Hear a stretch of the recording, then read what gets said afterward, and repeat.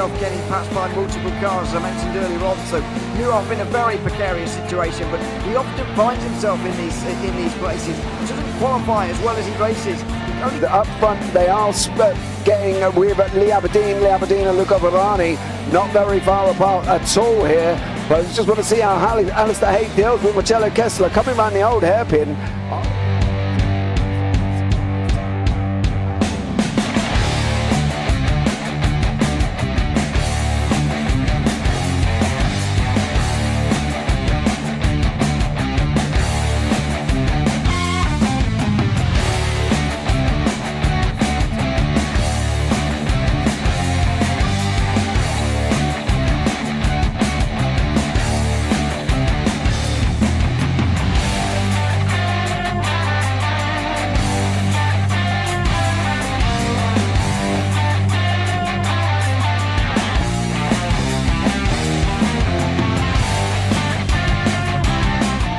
Say it's not the best decision they've ever made, just not having done that under the safety car, really. Yeah, they're taking their pit stop strategies from Ferrari lately or something. What's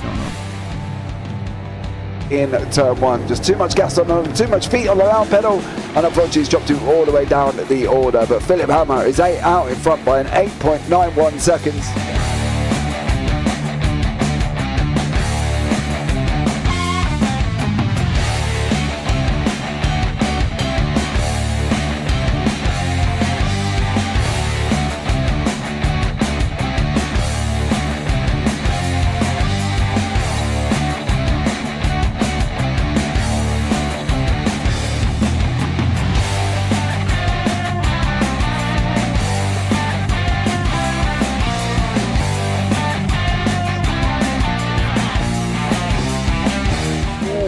Dan Michael is a wall there, sir. And it definitely doesn't want to be hitting that earlier on as well. Difficult, the understeer is in the dirty air through that final corner because it's such a long corner and you get dragged off into the grass very easily. He'll have the slipstream down in towards the chicane. Peterson was briefly alongside, but that slipstream has saved him and kept him in third. Yeah, Varani now lost a little bit of time to Aberdeen, about half a second. Peterson is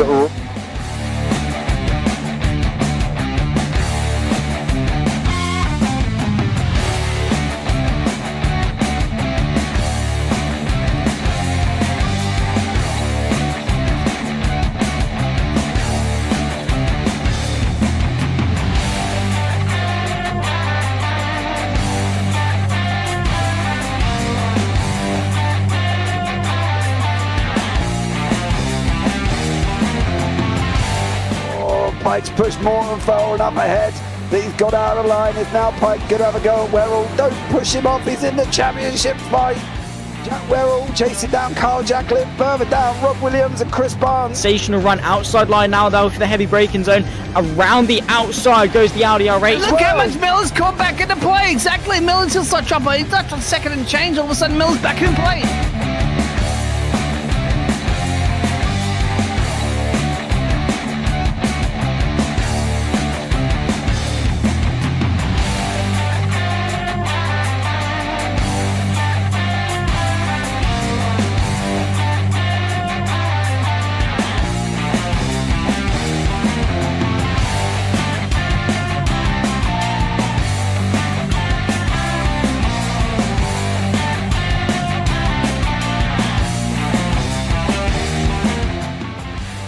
On to the back end of Phil Jocelyn. So there's been a lot of movers and shakers in this first 2 laps here for race. Absolutely serious racing league. Everybody's a lot have fun. Yeah, it's all about the entertainment. So I hope everybody is enjoying themselves out there in the chat. We know that Ron is enjoying himself watching. And Burger King machine's off into the grass a little bit there. Is that really bunching up now?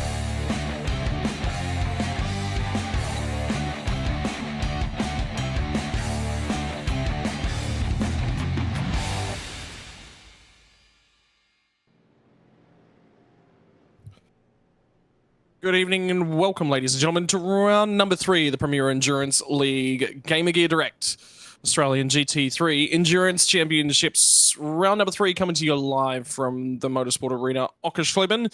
And my name is Scotty Rankin alongside of Jimmy Parfitt. It's been a little while since I've been in the comms box here with you. Unfortunately, Jimmy, life does get in the way a few times, but I'm glad to be back here and glad to be back for a trip to Germany.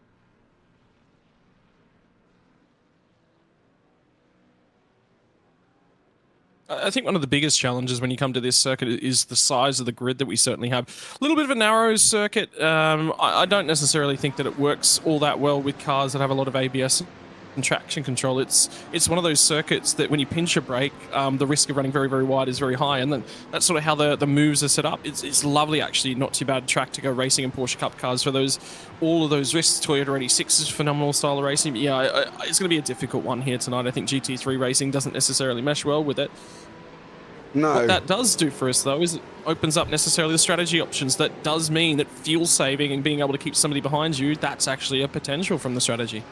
Yeah, I think it will be. I think they're going to be playing this a lot by ear with this strategy situation. It's going to be whether or not they're going to look at just running it straight out and then going into the pits, or what they're going to do. And obviously it depends on what the safety car situation will be, whether or not we'll have one, who's going to be involved, what the situation will be, whether or not we're going to get it called, when is it going to get called as well. Because at the end of the day, as we know, the date of, the time of it being called could be around the pit stop window. So there's a lot involved at the moment, and until technically we know anything, and at the moment we don't know nothing. So I think from our point of view, it's going to be interesting to keep an eye and watch and see how they get on and what the situation will be. Yeah, and at the moment, Dean Mackay has managed to put his Porsche on pole position as it currently stands for both of the classes for tonight's racing action. Isaac Curtis looks to be the leader of the Challenger class drivers. He's actually managed to qualify that car inside of the top 10 as well. Been a little bit of a shake-up in terms of the championship standings compared to where we were last series. And from your Challenger class, Jamie Saxon's actually leading the way in terms of Challenger class standings currently, which is good to see. From the elite class standings, it's actually been Dean Mackay who's led the way thus far, but there's only a 20-point gap at the top end of the table for the elite drivers. Eli Donaldson and Rain Campbell both chasing him down. Alan Dawson not too far back in fourth place as well. That leaves the championship standings incredibly wide open. What about the team's championships results as well? Twitchy Foot Racing lead the way, but it's not all that far, and with multiple cars in the offing for points, those gaps open and close very, very quickly. Yeah, I think that's one of the things with this as well. Rain Campbell taking the win last time out at Mazzano. You've got Jamie Saxon taking the victory last time out for the Challengers. So I think this is going to be really open all the way through. I don't think this is going to be a closed series. Maybe if maybe if Jamie can get a win here and then maybe a win at the next one at round 4, then we're starting to think, okay, he's opened up a big old gap. It's going to be difficult for anybody to really try and get hold of him. But in the elites, it's a completely different story. And I think that with Dean Mackay, Eli Donaldson, Rain Campbell, Alan Dawson, Stuart Shaw, any of them ones can really take that victory. But they've got to try at some point to stay in front of Dean Mackay. That's going to be the big thing. And Eli Donaldson could do it. Can Rain Campbell repeat his win last time out? There's a lot involved in the championship, and right now, where we're only on round 3, our predictions could go completely out the window. Yeah, drop rounds as well to come into the standings, and don't forget as well, we're going to be heading to Detroit Belle Isle for a Detroit Grand Prix next time out. That always throws a spanner amongst things. Portimao will make for round number 5. Round number 6 is going to be from Magny-Cours, really phenomenal circuit right in the heart of France. And then we'll be finishing up at the Classic Boot at the Watkins Glen International Circuit, home of American road course racing, and has been for a long, long time home of a very famous Marcus Ambrose NASCAR win as well. So there's a lot to do in the next few months before the end of the year, and that presents drivers with a huge opportunity to bank some points. First and foremost, though, they're going to have to survive here tonight. The Motorsport Arena Oschersleben, about a 1 minute and 24, 1 minute 25 second lap time under racing conditions. While in qualifying, 1 minute 22.789 was the pole position lap for Dean Mackay. So he's the only driver to drop into the 1 minute 22s, and again, Porsche Power back on top. Yeah, but you know how I feel about Porsche, Scotty. They can drive them for 50 laps to do the same thing. Lap 51, it will try and kill you. So let's just see what happens in and around that. We've got, an Audi of Rain Campbell up there, the Ford of Trent Allen.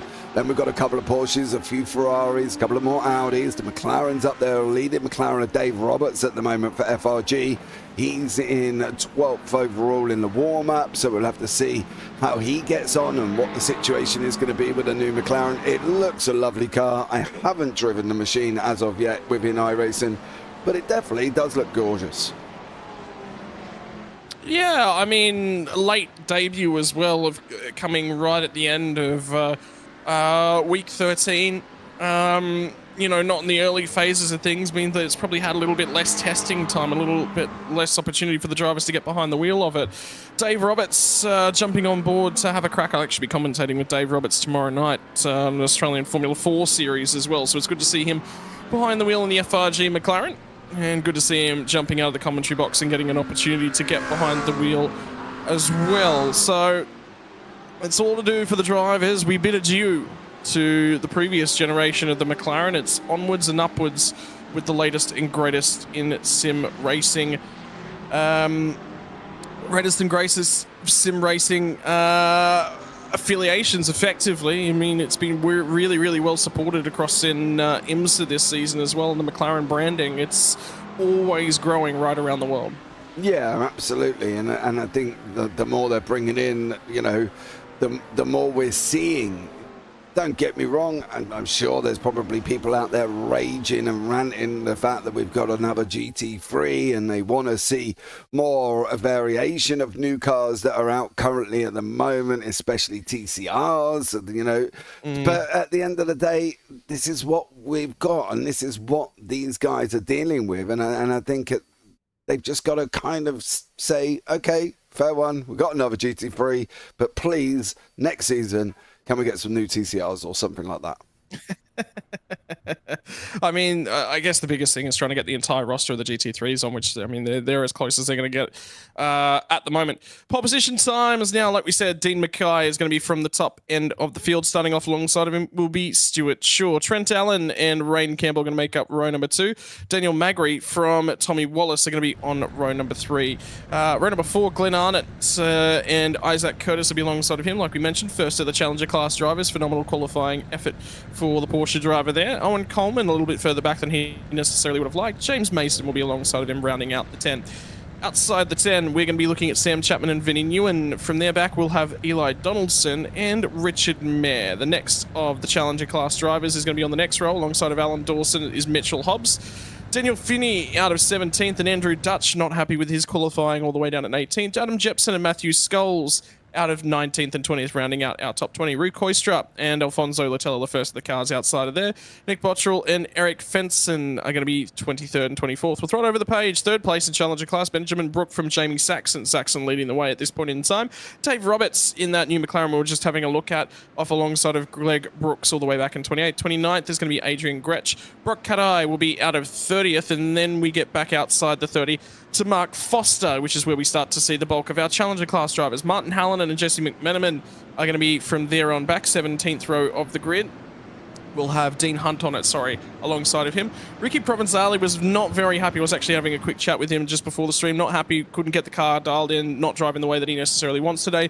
Bobby Camo is going to be out at 36, starting from the pit lane. Rob Edwards and Kurt Nommensen out of the 19th row of the grid. 39th and 40th is, going to be Kurt Nommensen is out of 39th. 40th is going to be that of Matt McCamley. And 41st will be Chris Withers. 44th and 45th, we're having some issues there. Pace car drivers out of 42nd. Leith McClellan at 43rd. Ben Jeffrey, 44th, and Stefan Mellis from the rear of the field. Yeah, nice big old full grid for us here as well. And it could be an exciting one, I think, Scotty, with this amount of cars on there. And we'll just have to play it by ear and see how we get on. Because I think whether or not we're going to get everybody finished, it could be a different story altogether.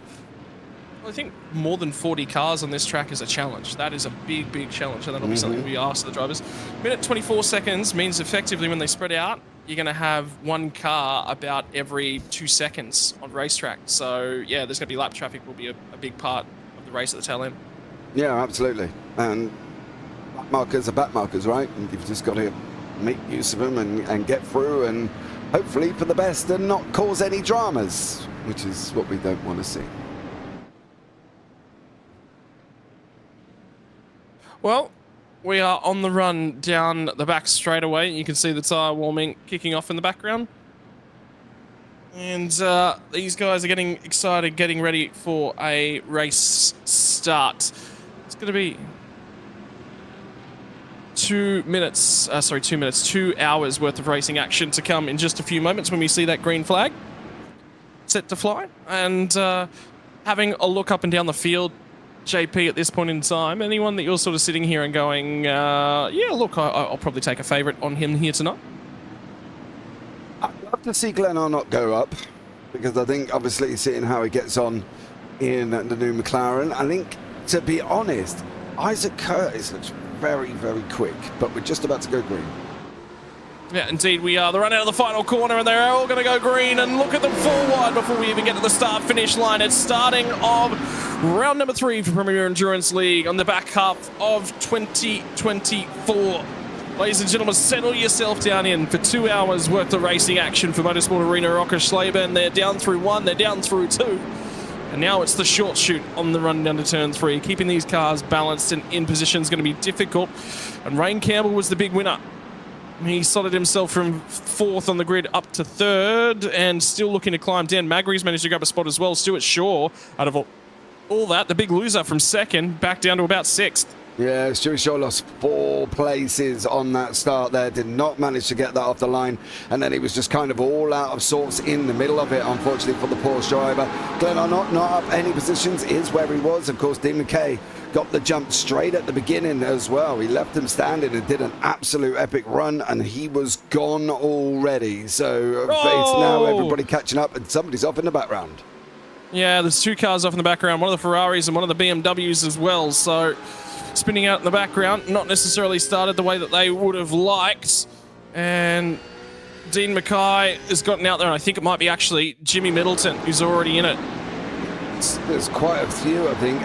Bobby Kamara, Eric Fenson, both of them coming out the pits.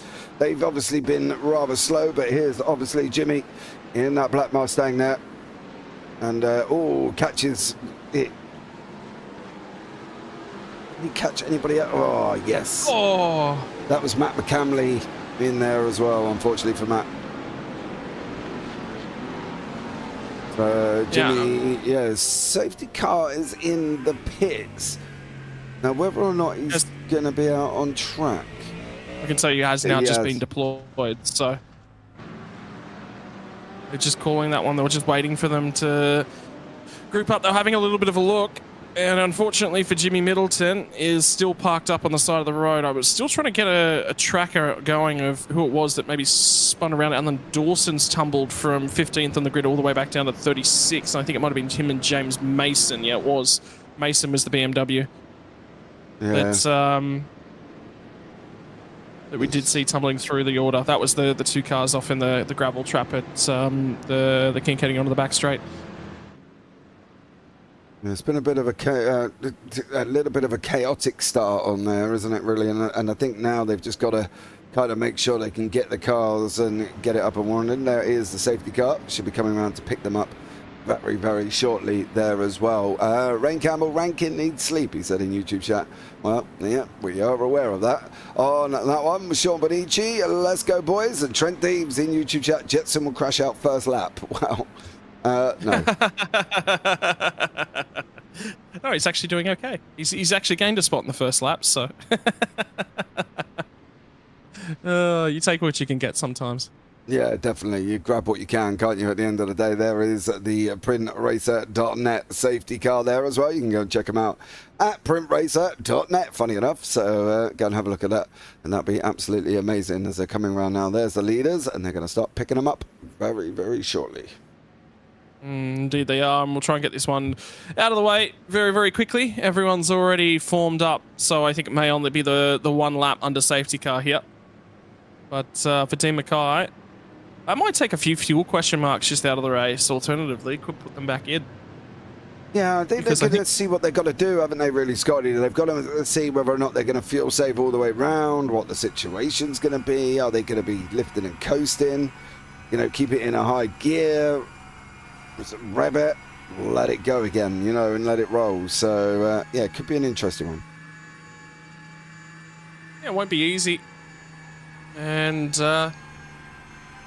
well, for now, it's just gather them all back up. You can see immediately D. Mackay is into 6th gear in that Porsche. How does it shut down as much as physically able?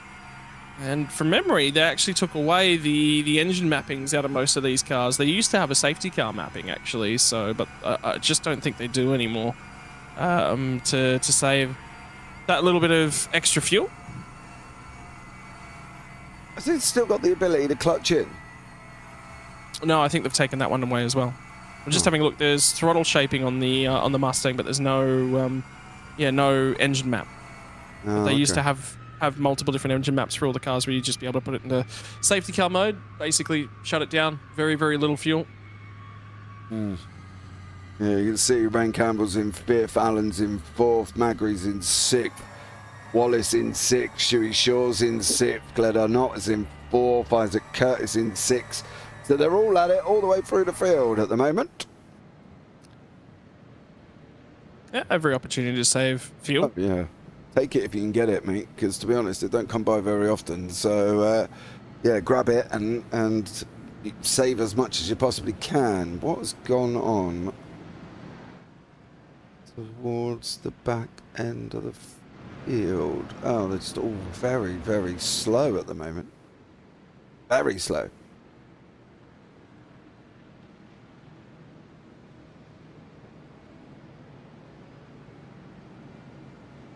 Any ideas, Scotty, why they're so slow? I don't know. Somebody's obviously not necessarily watching what's going on. Yeah, checked up, and then obviously everybody's bunched up right behind them. It's spread them all out now. You can see the cars right the way back through to the chicane on the backside of the track map. So, no maps and clutch under 40 miles an hour, says Sean Bonici. Wow. Yep. Righto, so they'll be green back after this lap, which, yeah, I was just thinking probably only need for one circuit out of the safety car, but they've done the extra lap, so burned through a few extra minutes worth of racing, so. Yeah, there wasn't any wave arounds or anything like that. We have got the 43 Jimmy out the back there. So Jimmy's there in that black Mustang with a nice slogan on the front. Yeah, I believe it says fudge cancer. Yeah, that's exactly what it says. So on that one, as we go back up front with Dean Mackay still locked in behind that safety car. And that will be green next time around. So looking forward to getting this one up and running. Hopefully we can last a little bit longer than a couple of laps before we have any problems whatsoever here. Scotty, any prediction or you think who's going to take the victory? I mean, Mackay having the lead of the race is it's track position at this place. You just want to have it at the right time. So the big key will be staying on sequence to everyone else on strategy. He's got the lead. The Mustang's difficult to pilot because it's very, very quick in a straight line. But the problem for it it tends to get a little bit loose in the rear. So being consistent with the Mustang's not the easiest.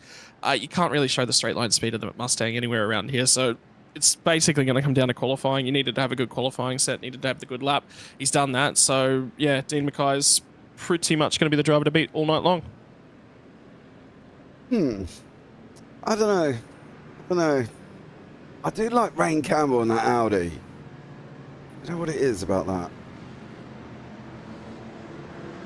I don't know. Rain, obviously, last time out, Mazzano did well, but we are just about to go back under green there with Dean Mackay, with Trent Allen in second. And for Dean, will lead us into the final corner. He's going to hold him, back him up, I think. Nope. Waited until just past the apex out of the final corner. And has gone green flag racing on the run down to turn number one. Not opting to grab a little bit of a toe there was Trent Allen. Was going to try and cover off, I think, from Rain Campbell just in behind him. And there's been an issue towards the tail end of the field. Dave Roberts, unfortunately, looks like he's got a few issues. And Matt Skulls is now requiring a tow on the front straightaway as well. I think he's off to the right-hand side. Either way, there's a little bit of an issue in that one. Yeah, I'm wondering if they've gone and each other here. Oh, look at the checkup in behind him. Yeah, they're full wide further back. So clearly something went on before. Oh. They got there. Jepson's already smoking. There's a bumper off a McLaren there as well. Dave Roberts right there. That's Dave Roberts. We said Dave Roberts was on the radio to race control just a few moments ago, and that was his McLaren that just shot through the front end of that shot. And I do want to point out that there was actually a call of Jepson will crash out in the first lap from Trent Teves. Well, he crashed out at the end of the second lap of racing, so close. Wasn't too far off. Safety car again. Yep. So far this one should be much quicker. Lap 1 and lap 3. I'm going to try and find out where that was there, because that's confusing me as to why all of a sudden we got people without bumpers, and I'm wondering if it's in this little chaotic section. There's a lot of people that have apparently crashed out here, so I'm going to try and see. Excuse me while I try and find out. There's the two main protagonists in what's just gone on. This is, I think, just before the restart. Oh. There we go. Jepson's engine gone as well. It's all kicked off ahead of them. They've not really had much of an opportunity to sort of back out of it. Yeah, and unfortunately it was on that one after that drama, but I'm wondering if we can go back just a tad. Let's see. There's Rue Koistra in there. Did he? What is going on? Oh, I don't know who that. The problem. Right, I'm going to do something that I don't normally do, but we cannot actually decipher this whatsoever on this one. So it's ahead of Rue for sure. So there's Richard Mayer. There's Eli Donaldson. Oh, and then everybody comes in behind, I think. So what happens is that there's a sort of a little bit of a hole that forms on the run down the last corner, and then they all check up to about 65 kph. But the problem is, everyone else behind has seen the green flag symbol, and they've gone already. Yeah. And then before you know it, everybody's into the back end. It was like a massive checkup, wasn't it? And then it's just, unfortunately, everybody just went in to them. So, yeah, a bit of a shame that we're under safety car again. On currently lap, well, what was the beginning of lap 4, so yeah, not fast moving at the moment, Scotty, are we? I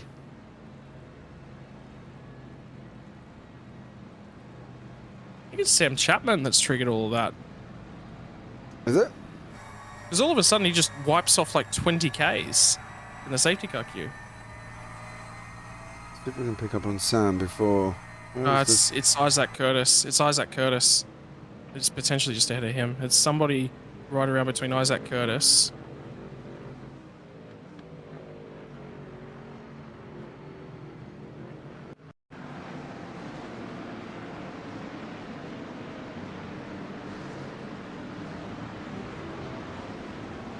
Yeah, in and around that middle field. So it's because it's happened right at the front is the issue. Mm-hmm. This is what happens when it comes to Tina. Yep. That's the problem, though. The thing is, you've got so many cars and you've got them so close together. They've got to all go and make sure that that kind of doesn't happen again. You can't be accelerating, brake. You've either... The guys at the back have got to wait to get round that corner, because obviously they get the whole green flag shout, and then everybody starts going, but the people in front aren't even round the corner to be able to go. So they've got to be just a little bit more patient on the restarts and looking back and thinking, okay, well, let's get them round the last corner and then go, because you can't green flag coming into that last corner and then expect everybody to be a god in front of you, because they're just not going to get there. Yeah, either way, we are where we are in the race. At this point in time, we've lost about 10 minutes worth of racing action, unfortunately, with 2 back-to-back cautions.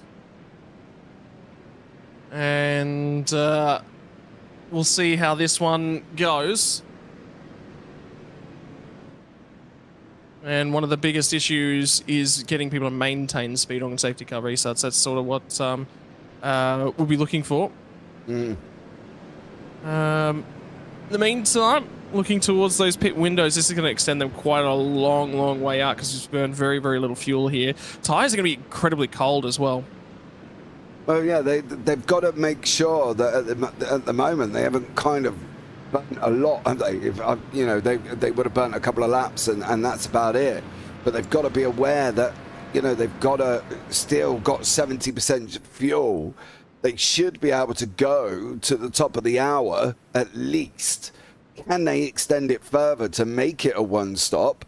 Well, time's going to tell on how much they can save in behind these cars, behind the safety car, I should say, because otherwise it's still going to make it a 2-stop. But we're bordering on the line of only just a 2-stop.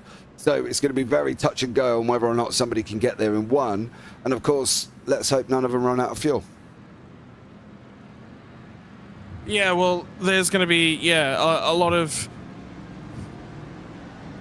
issues potentially on this restart, and I can see another little bit of a concertina starting to form. There's another little bit of a gap in the middle of the pack, and it looks like we got away with this one this time. So this is the problem. Look, check all the way down. You know, maintain a speed, and we're at it again. Look. But either way, we're going to be green out of the final corner. And here we go. The Dean Mackay on the run out of turn number 1. And he will lead us away nice and convincingly. The next little group of cars are 2x2 as they run out of turn number 1. Having a go and already around. Front 3 have not made turn 1. And there's already been a huge incident. And now Rain Campbell has slotted his way back into second place. God, we're going to need to have another look at that as well. Yeah, Trent Allen. And for Trent Allen.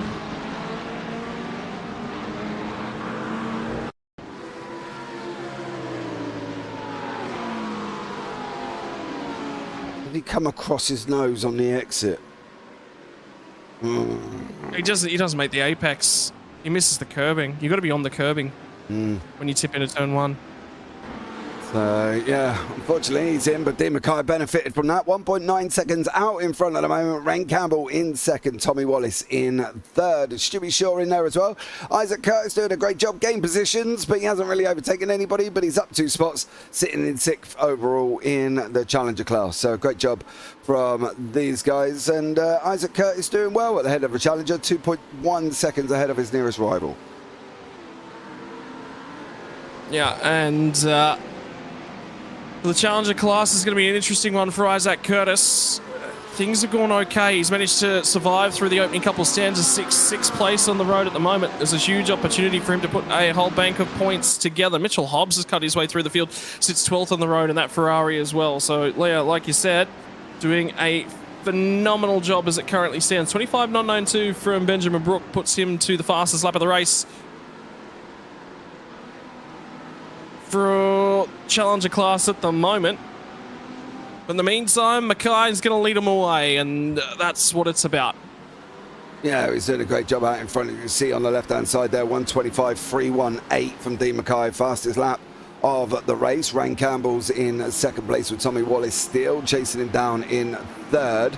There's some interesting battles all the way through the field. We've got some pros that are well out of shape at the moment. Right the way down from Dawson, Jepson, Gretsch, Koistra.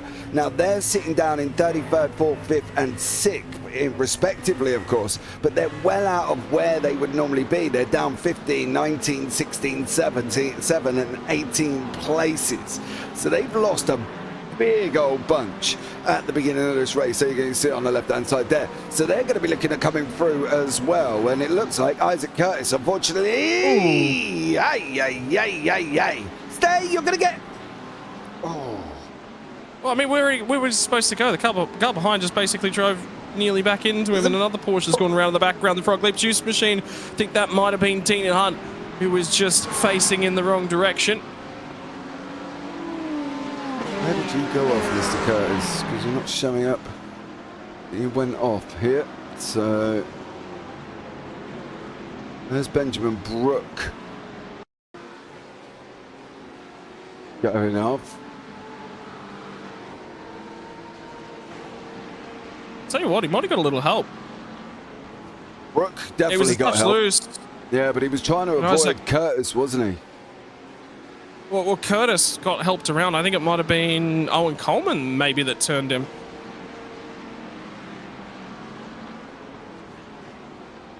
Yeah, because he goes off just in front of us here.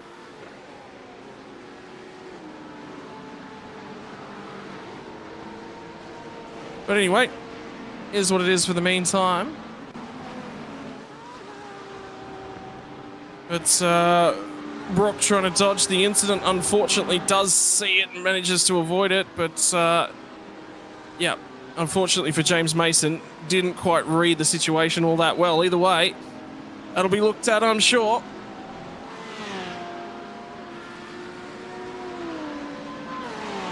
But for the meantime, they've got to keep their eyes up, see what they can get done.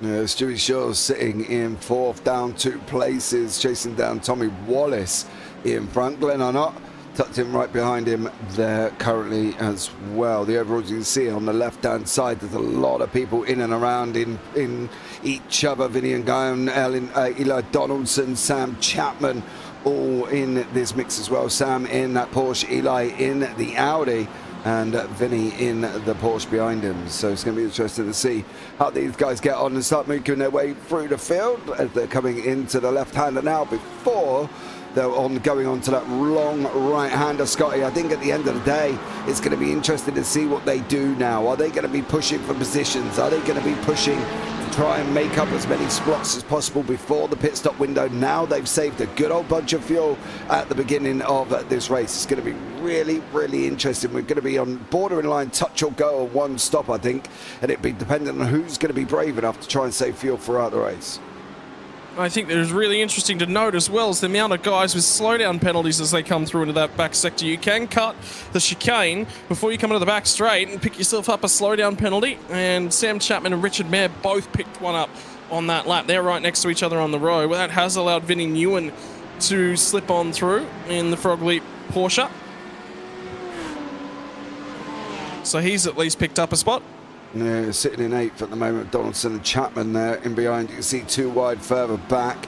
Jamie Saxon is on the back end of that. That's Greg Brooks and Brooke Kadai, and Greg has just gone through on Brooke, making up 1 slot. It looks like Martin Halloran has had a bit of a moment further back. Unfortunately for Martin, he's dropped down the field, flagged up that he's had a little bit of a ta-ta-ta. Whether or not was it with himself for Martin Halloran? That's going to be the interesting question in that Ferrari. His Ferrari's already damaged by the looks of that. And unfortunately it was, as he's gone into the pit lane for Martin Halloran. So straight in, had an incident right by the pit lane entrance, and took an opportunity to go straight in. Oh, I mean, he's already going to be losing a whole bunch of time, and it looks like he's in the pit window for his strategy to get through to the end of the race. So took an opportunity when it presented itself. Yep. But for the meantime, I want to have a look at who our biggest movers and shakers are at the moment, because I'm having a look at Jamie Saxon. I'm showing us plus 13 spots. Greg Brooks in behind him plus 14, and I think it was Brock Kadai is up 15 spots as well. So there's a number of drivers that have really been able to make a lot of overtakes in the first half of this race. Yeah, but there's been a lot of incidents as well.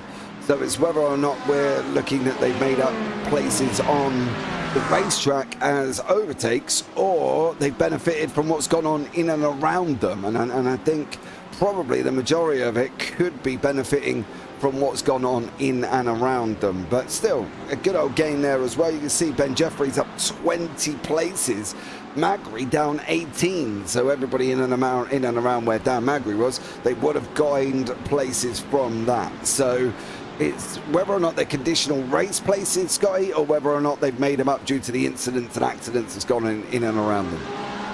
And Dean Hunt's actually having a nice night as well. He's also gained about 14 spots, so he won't be too upset with the early running of things. In the meantime, inside of 20th spots, so doing a reasonable job is Dean. And I want to say a big shout out to Dean, who's celebrating the birth of his first daughter as well. So just become a parent. And he was worried his time for sim racing might be coming a little bit limited. I got my first opportunity to commentate alongside of him a couple of weeks ago as well. So, yeah, celebrating a very, very momentous occasion in his life as things shuffle about a little bit for Dean Hunt. You know, children always make a good old point of interrupting life schedules, partly due to the fact that babies, they're not even on a schedule, so it's up and down whenever they need it, and that's the best way to probably be, to be blatantly honest with you, and try and get yourself settled in. But they're always going to interrupt that here as well, and at the end of the day, for Mitch Hobbs, Jamie Saxon and Dan Finney, they've got to start just trying to fight in and around them. Mitch leading the Challenger class, Saxon in behind him, last time winner at Misano in that Ferrari. Going to be interesting to see how he copes with the likes of Brooks, Brooke Kadai and James Mason. The elites in behind them is picking that situation that we talk about here, Scotty, as well. Is it worth fighting? Is it not worth fighting? Penalty on the screen there as well. 800 car Matt Scholes, Rue Koistra during restart. Incident 11, racing incident for car. I don't know. I think we need to get a little bit more spaces on that penalty message there. So, contact during the restart between Matt Scholes and Rue Koistra was considered a racing incident.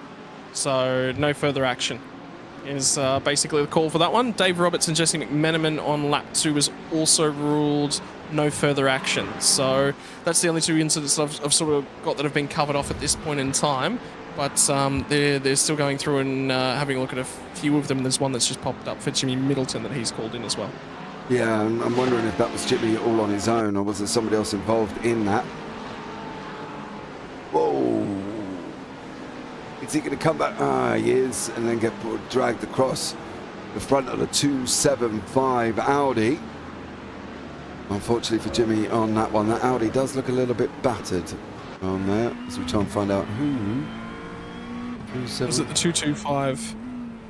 I think it would be the 225. Could have been Bottrell, wasn't it? Yeah, him and Bottrell having a bit of a moment. So we'll wait and see what that comes out on that one. But you can see Bottrell's got no bumper. The Porsche in front's got no bumper either. That's Mick McCamley as they went flying off, of course. Then you've obviously got the added thing on with parts flying off the car at the moment. Obviously that can cause damage to your car if you hit them. So there's a lot of things that these drivers are going to be aware of, and flying bumpers seems to be the thing at the moment. there's been a few bits and pieces flying around, unfortunately, thus far tonight. Trent Allen, I think, has managed to get back out there one lap down, as is Martin Hallinan, but I think Matt Scholes might be just done for the day, so that's our first retirement of tonight, unfortunately.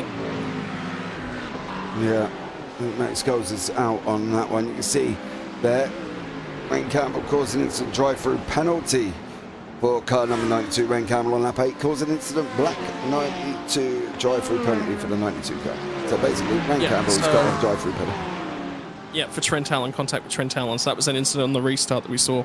They put Trent into the fence. Yep, in that Ford. So keep an eye out and see what Rain's going to do and where he comes out in and around that situation. Stewie Shaw, Tommy Wallace having a nice little battle. Sam Chapman and Richard Mayer trying to close the gap up on them on 1.5 seconds. And you've got Dan Finney, who's got Mitch Hobbs, Jamie Saxon, Greg Brooks, Brooke Kadai, and James Mason all in as they group up as here. And then we've got the challengers of Isaac Curtis, Foster Hunt, and McMiniman with Ben Jeffrey, and of course Ricky Provenzali there on the racetrack, juggling children at the moment as well as Ricky. So there's a lot been going on. A lot of babies in Australia this season. Well, it is coming into spring, I suppose. This is all the babies from Christmas time last year, really, if you think about it. Yes, it is. September, October. It will be. Yeah. Christmas, New Year. Clearly, there's a pattern, everyone. There's a pattern. Rain Campbell dives into the bits for his drive-through. Stewie Shaw, Tommy Wallace carry on. Owen Coleman in behind with Glegg Arnott behind that as well. And I do want to have a look inside that McLaren. Look at that. It just looks gorgeous, even inside the car, doesn't it? It kind of gives you that immersive, I'm in the McLaren feeling. I really like the dash on board of it too. It's just, it does just suck you in a little bit as well. And the tyre display, I'm a big fan of the dash display. This has actually been the first opportunity I've had to really break down the nuts and bolts of new McLaren. I haven't had an opportunity to drive it yet. I haven't had an opportunity to drive anything for a good while. So, I mean, looks good. And that's always the first part and parcel of it. Fords looked good, sounded good, and became very, very difficult to drive. But the McLaren seems a lot more stable. Yeah, it's interesting out the three of the cars that have come out. We've obviously had the Mustang, the Corvette, and the McLaren. The Corvette can be a little bit rear-end happy. That's without a shadow of a doubt on that one, and I've driven it. It could be the fact of my driving, Scotty, let's be honest about it as well. But it does seem quite rear happy on that one. The McLaren looks a little bit more stable.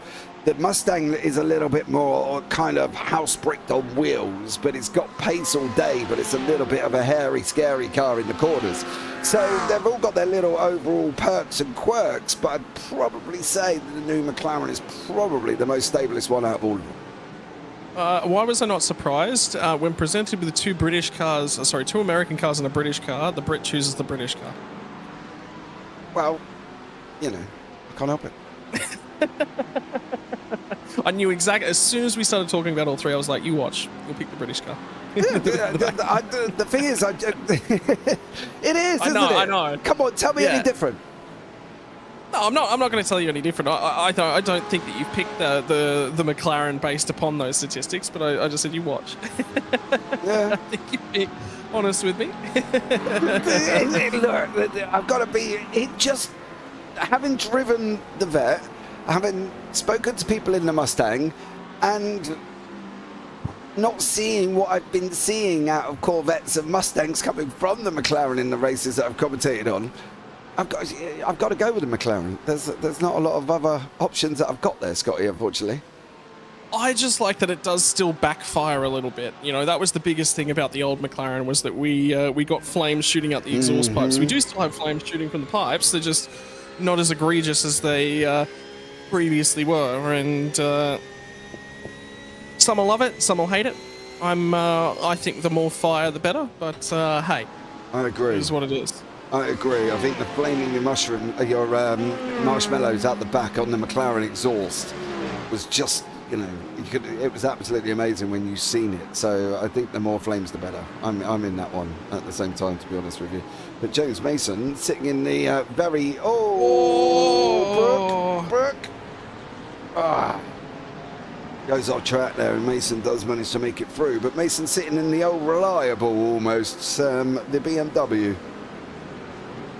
It's hard to think that car was brought out before it was actually launched in real life, as with the same as now happened to the GT4 BMW as well. So, but that was a couple of years ago now. Just watching Rain Campbell's already served his drive-through penalty, starting to try and cut his way back through the field, was just fighting along with Ben Jeffrey in and around the 20th spot at this point in time. It's worthwhile keeping half an eye on, because he's really trying to drive his way back through. Meantime, race leader Dean Mackay might be an opportunity to go on board for a lap with Dean. Yeah, I've just seen that as well, trying to nail up. Take us on for a full lap on board, lads. So there you go, Scotty, on board with a leader. I think I'm just going to sit back, relax, and let Dean take us for a lap. I think we'll take a break for about a minute and 30 seconds.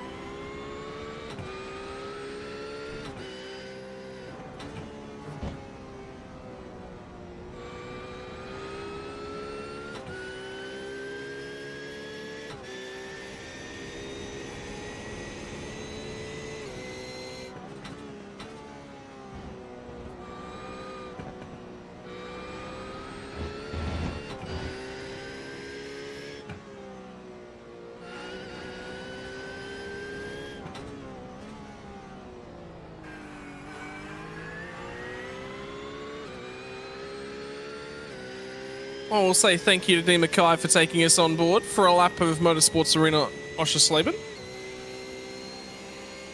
And time to check a little bit further down that pack. I'd love to go and check in with the battle, like I said, for Rain Campbell. At this point in time, because there's a four-way battle pack just sort of forming in and around 17th spot on the road, I think it is. Yeah, there he is. So sits 15th in class, but 21st on the road overall at this point in time, and you can just see this is a really tied up together battle pack. I think Dean Hunt's actually the lead car in this pack. Yeah, he is at the moment. He is in the moment. It's in with Boz in front of him, and then Dean in front of that. So Dean is leading this pack of cars there. You can see on the overall on the left-hand side, Dean Hunt is off the side of the circuit. Yeah, that's not an opportune time to check in with Dean. Either way, Rain Campbell's going to go ahead and grab one spot. Dean's going to try and feed his way back in here at the tail end of this pack. Ahead of Ricky Provenzali. Provenzali trying to go the long way around down at turn 7. Eventually slot themselves back in. Looks like he's struggling just a little bit, and you mentioned it with the rear end of that Corvette. Well, looks well done up in the Frog Leap colours, actually. I do like that livery. Yeah, I've got one made a nice yellow and black livery on my Corvette that I had made for me, and it does look good and it looks mean, but you've just got to... I find it's very much Mercedes based. It's you've got to treat it how you would the Merc. It's a Netflix and chill. It's not take her out, take her clubbing and bring her home at 4 in the morning. It's more of a sit down with it, treat it nice, go to buy her a drink, be gentle with her, because you can't go and do the things that you would normally do in other cars for Dean Hunt. It's got to be treating it nice, gentle on the throttle. She's don't like spinning up either. So you've got to do all these things in the Corvette, and the same with the Merc. But there's just a lot more to it in the Vet.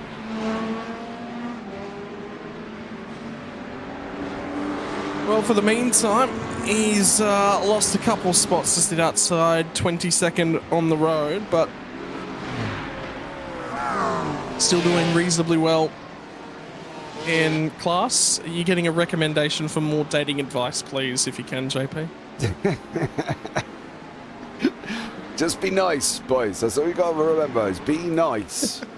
You know what I mean? Treat her nice. Cook a meal, candles, table, you'll be all good. A good racing car likes to be listened to from time to time. Yes. Too. Yeah, pretend that you're listening.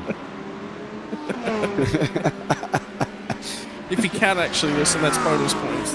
That's where you're in the good books. Bit like tyres, really. You got to listen to those. Becoming a tyre whisperer is becoming a more and more interesting art. I'm interested to see how Jesse McMenamin can go now. And the Frog Leap juiced Ferrari that's got to the pointy end of this battle pack. Rain Campbell's still trying to get closer and closer to the McLaren. Ahead of him of Ben Jeffrey. Tell you what, if he keeps bumping it over that curb like that, it's not going to be a good idea. It looks like Nick Bottrell has just had a big old moment for poor old Nick there as well. So it's coming out of the pit. I think it's picking up, but when they go round, this pit lane is horrible. Go round to the left, you've got to be hard on the brakes for almost a 90-degree turn, and I think it's just picking up that people are having incidents coming out the pit lane on that one due to their speed. So we'll ignore a couple of them going forward. Dave Roberts is off the track again. Yeah, he's had a bit of a nightmare. His name's popped up quite a few times, Scotty. I don't really want to compound his misery any longer, as Jesse McMenamin is side by side with Mark Foster on the run down into turn 1. I'm just watching. Roberts has actually stopped at the moment. Yeah, in the meantime, you're right. McMenamin's going to have someone having a go at him here in just a few moments. And it's not all walked. Whoa! Who is that car that's rounded turn 1? It could have been. It's Bottrell. It is actually Nick Bottrell. Yep. Did he actually just go and do it in turn 1 this time? These would be cold tyres. Yeah, he's just come out of the pit lane, hasn't he? We've just seen him literally come out of the pit lane on that one. Jace Douglas, welcome in, buddy. Good to see you. And there we go. Do I need to say my point exactly, Scotty? Yeah, I mean, look, it's the Audi on cold. Oh, there's another huge moment. I think it's Alfonso Latella is sat on the side of the road at the moment. Drive-through penalty was just issued to Owen Coleman. So remember that moment that we saw for Isaac Curtis? That was a drive-through penalty issued for that one. So Alfonso Latella is going to tell the replay. Is going to tell the story. Coming round on him all day. Too fast for Latella on that in that Corvette, mate. Too fast. You saw the back end already sliding as he come around the corner. And unfortunately for Alfonso Latella, that's the problem. Owen Coleman is in pit lane. Now we've still got this mixed battle in the middle. Dan Finney is in there with the Odyssey Racing of Mitch Hobbs and Jamie Saxon in behind. So these guys having a nice little battle. Rui Koistra's been and had an incident. Nick Bottrell looks like he's got around again. As I say, I'm not going to keep compounding Nick's misery. He clearly is not getting on with this race circuit. And Jesse McMiniman, Ben Jeffrey, Rain Campbell, Dan Magri now all involved as they're coming all to blows on going on that run through Hasselrode down into the triple. Ooh, Rui Koistra's just made contact with Nick Bottrell. That's how Bottrell ended up off the track, actually. That one's actually not on him. So, yep, here we go. It's all hitting up in and around Jesse McMiniman at this point in time. Sits 17th on the road. And that's where Owen Coleman's fed back out after the drive-through penalty as well. Down in 16th spot. Almost got to the front of this pack, did Coleman, but he got in behind Foz and Isaac Curtis. So Owen almost made it through the whole pack before then he would have had a little bit more of a clean air situation to be able to go into 14th and move himself forward, but he didn't quite get that clearance on that drive-through, unfortunately for him. Unfortunately, it looks like Jimmy's had a little bit of a moment as well on the racetrack. Magri's in the pit lane. Dean Hunt's in the pit lane currently. So I don't think that should be pit stop sighted, is it? Potentially. We are past 40 minutes now into the race, so that's 1/3 race distance. So, but we did have maybe the safety car. They didn't manage to quite save that much then. Or alternatively, they have, and these guys are coming in the front end of the pit cycle opening. We're going up the track with Rain Campbell, pushing Jesse McMiniman in front of us there as well. He has finally managed to get that job done on Jesse McMiniman, but Ben Jeffrey was one of the issues. I was just hearing something from Stefan Mellis as well, and I was wondering whether or not I think he was actually just trying to let someone go. So Campbell's still trying to fight through this battle pack at this point in time. Coleman's just cut his way through and got past Mark Foster. So he'll start looking to try and clear out as much as he possibly can. But Ben Jeffrey coming strong at the end of this stint. Nick Bottrell is still running. I think we've lost. We're down to 40. I think Fenson is the last. Martin Hanlon is the last runner. Fenson looks like he's out, unfortunately, for Eric Fenson. So looks like Dean Hunt's had a little bit of a problem. Glenn Arnott is in the mix with Eli Donaldson tucked in right behind him.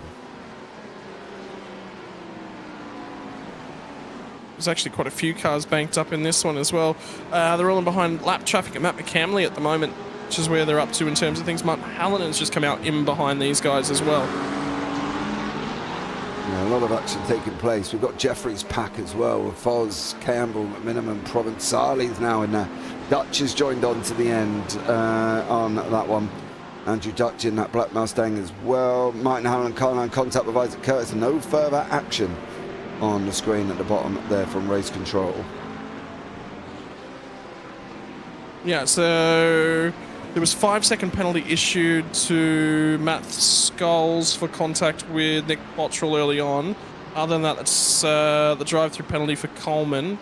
And yeah, no further action on that one. He's just called out as well. So we've had 2 drive-through penalties and 5-second penalty applied. Those are the only 3 penalties we've seen from all the action we've had thus far. Yeah, it's not too bad, is it, really, when you think about it? Considering we've had 2 safety cars in the mix, and we've had bunching up, we've had checking up, we've had it all over these first few laps. So saying few laps, we're on lap 28 now, over an hour and 15 to go. But there's been so much action, so much partake in everything that's gone on. I'm surprised we haven't had more than that, to be blatantly honest with you. But, you know, hey, touch wood, long shall it continue.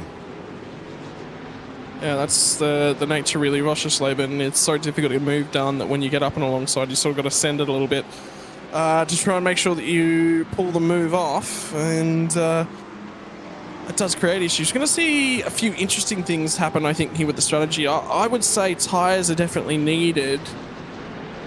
Whether or not they need it at both stops and whether or not you need both left and right sides is a big question mark as well. Might just take front tyres at one point as well. We might take 2 tyres at the first stop, or you might take 4 tyres at the second stop. It might just be fronts you take. Yeah, I think it's playing it by ear. What you're likely to do, I think, as well, is on the first stop maybe take all 4 and then monitor what your tyres were doing. If your tyres on the fronts were a lot less than what you thought they were, so they might be 90 and you thought they might have been 70, then you know on the next one, okay, well my rears are going to be now 90. My fronts are going to be obviously 90 as well, so maybe I could just change the fronts if I wanted to. Or you might not change any. So I think the first stop I would probably look at maybe going for the new tyre option. While I'm doing that, I would monitor what my temps and what my wear was between the 2 stops to monitor then what I've got to do on the second stop. Yeah, worthwhile. I think that's probably worth a shout as he's gonna turn well. in. There we go. I weren't sure if he turned him or did Saxon turn in on him.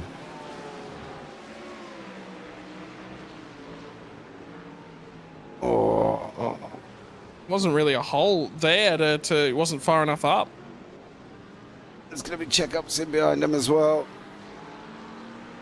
No, that was the terminology of he got dived there, Scotty. I think that BMW come from a long way. And as you say, there was never a gap there in the process to be taking that space forward. The front guy is starting to spread out a little bit. Then Dean Mackay out front by 5.5 seconds. Stewie Shaw's got 10 seconds back. Tommy Wallace has got 5 seconds. Eli Donaldson, 2.5. Vinny Ngani in there as well.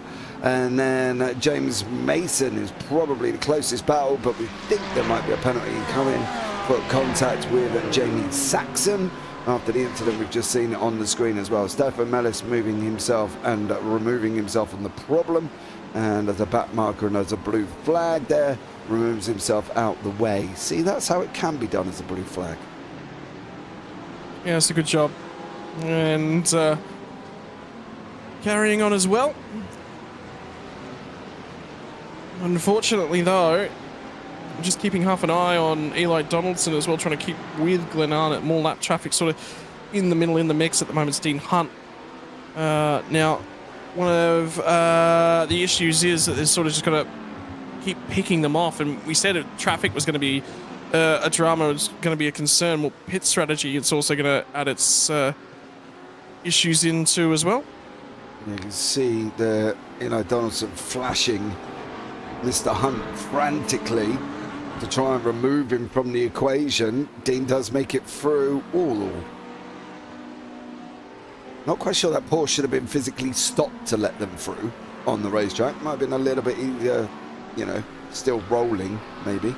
Might not cause yourself too much of a problem there either for the 152 of Withers. So yeah, probably best not to stop on the racetrack completely, Scotty, when you're trying to let somebody through. Either way, decision made. He's cleared them now, and that's the big part.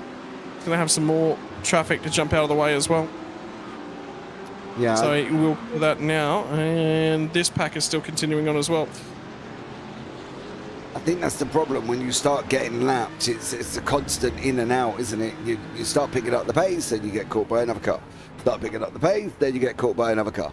And it's always the same, and this is why people generally will say, let's try and avoid being a lap down so we don't have to go through that problem of a slow down, a fast speed up, slow down, speed up, slow down, speed up. You know what I mean? Constantly, as that was Isaac Curtis in the Porsche there. He is in and around the Brook, no he's not, he's in and around Greg Brooks in behind him, and as you see that Porsche getting a good old slide on there, Brook not letting him go. He's sitting in right behind him, coming in through now the back run down the Stadium Gerard, Scotty. Yeah, so doing a reasonable job here to try and track these guys back down after that earlier spin. Here's Isaac Curtis. When we last checked in with him, I think we was only just ahead of Owen Coleman, so he's managed to pass a few more cars. Great job for our Challenger class leader. Yeah, well, he's got Mitch Hobbs second up the road. Yeah, second, isn't he, at the moment? But in between that, it's Brooke Kadai, James Mason, Dan Finney, and Mitch, of course. So they're all, there's a lot for Curtis to try and go through, as Dan Finney just gets it all wrong. And unfortunately goes off the side of the circuit through Hotel, turn number 2. Update on James Mason versus Jamie Saxon, as Mason's been given a 10-second penalty for the contact with Jamie Saxon. Which, that was the car that was down to the inside. Saxon was the car that got turned in that arrangement. Yeah, he did come from a long way. Unfortunately, I can't even vouch for, you know, he just sent it and made it. He'd come from a long way back. But there you go, there's confirmation on there as well. Jamie Saxon, James Mason causing an incident, 10-second penalty. So for second penalty for Mr. Mason. You can see the 33 go splashing through underneath us there as well. So a lot of action taking place here currently. And Mason flashing Mitch Hobbs, but not that's going to make a lot of bit of a difference. But he's just got to try and get up the field as fast as he can, hasn't he? Yeah, keep moving. Diving into the pit lane is one of those ways that you can create yourself a little bit of an opportunity, and have a look at how late in this one that they're coming. So there will be no saving required. This will just be a straight out sprint to the end. Yeah. Are they going to have another pit stop though? Is everybody that's pitted before the hour? No, there's no way they'll make an hour on green flag running. No, not on 70% fuel limit. Either Minimum and Edwards, there. Having a nice little battle down in the Challenger class. This is 5th and 6th in Challengers for Minimum and Rob Edwards, but neither car has pitted as of yet. Given that we're actually so close to the hour mark, it might just be one set of tyres for the race too. That's sort of, it's pay to that one. And the other problem with it, JP, is that if you take 2 tyres at the second stop, fuel might not cover it. You might have pace. It'll take a little bit to bring the tyres in, lap and a half, to bring one end of the car back in. But yeah, I don't think the fuel will necessarily cover it. No, I think at the end of the day, Scott, they've got to be really sensible. How many times has we've seen people run out of fuel? Don't remind Adrian Gretsch. Exactly. Right? You know, he was 2 foot from the line. There's got to be a certain amount of common sense in what you're doing and driving. You see all these guys starting to come into the pit lane now in front of you. But you've got to be sensible about what you're doing, and driving the car and trying to push it to its limit and saying, oh, will I? Well, you might not. So you commit to something, get it done, go in and stay on that strategy. You start messing around mid-race, you're going to be in trouble. And there's a chance you could end up, unfortunately, like Adrian Gretsch, where you're running out of fuel 3 feet from the line. Multiple times. Yes, bless him. That's the problem. Yes. If it had happened once, we wouldn't have even been laughing about it. But the fact that it happened multiple times, and then again, it was Spa as well. Yeah, he's not had a good time of it, poor old Adrian Gretsch, especially the fact that we've caught it on camera as well.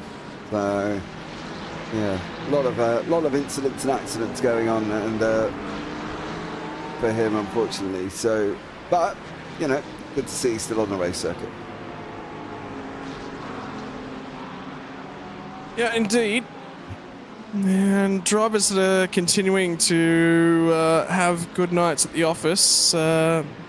Foster, plus 17 spots at the moment. Actually, I think he might be plus 18 spots at the moment, from 31st to 13. Brock Kadai's done reasonably well, although he's just gone through a pit stop cycle at this point in time. Plus 18 though for Greg Brooks. Good job thus far. Jamie Saxon plus 16 spots as well to be inside the top 10. That's a phenomenal drive.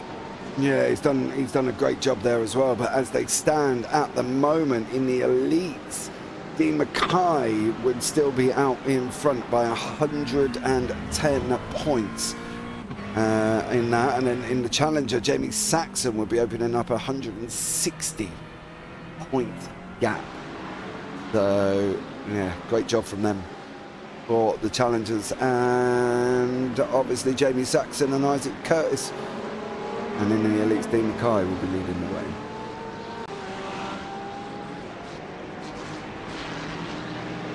Still just on the outside of the 1 hour mark to go.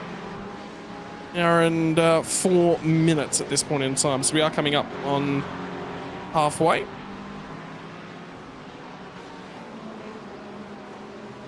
As it stands.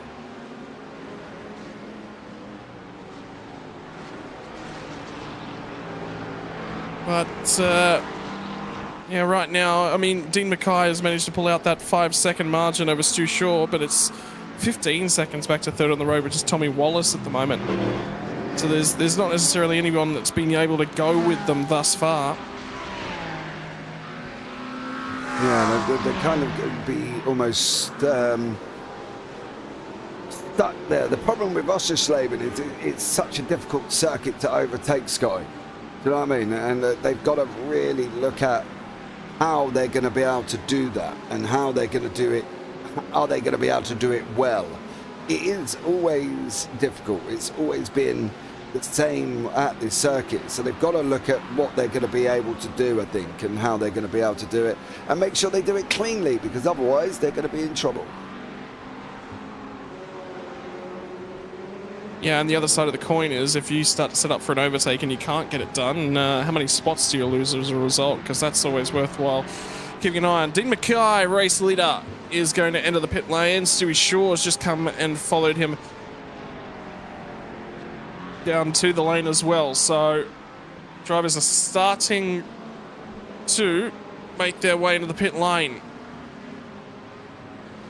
Yeah, it's kind of needed, I think, at this point, Scotty, as well. I think they're going to need to start definitely looking at coming in and seeing how they do, because otherwise they don't want to be running out of fuel, should we say, do we, really?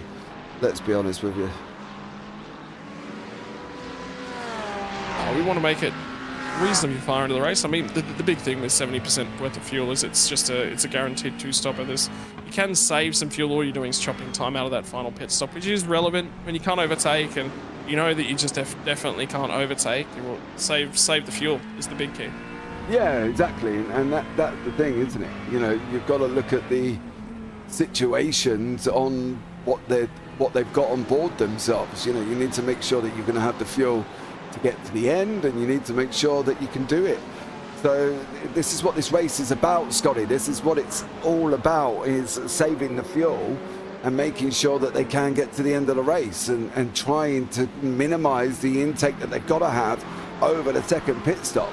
Some are going to be going for it. Some have reached, you know, lap, where are we at the moment, 37, and obviously Dean Mackay going in on lap 36. So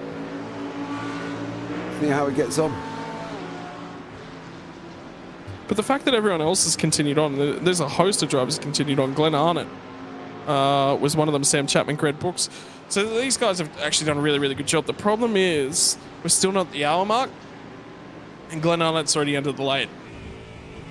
And that was with 2 safety cars in the first hour. So it's absolutely guaranteed to be a two-stopper. We'd need another safety car sort of right about now to get that extra stop in. There'll be a few guys at the tail end of the field that went, well, why not? I may as well come and fill this car back up during the pit stop. But why wouldn't you? Sorry, I meant the safety car period. If you're at the tail end of the line, I mean, it's always, right? It's just an easy call. Go to the pit lane, fill the car up. Yeah, exactly. Read on that one, Scotty. But yeah, a lot more people coming into the pit lane as well. Glenn Arnott, Ricky Provenzali, Jamie Saxon, Greg Brooks, Bobby Kamara, Rue Koistra. That's going to promote Eli Donaldson, who has already pitted up a few spots here. He's put himself back in 11th.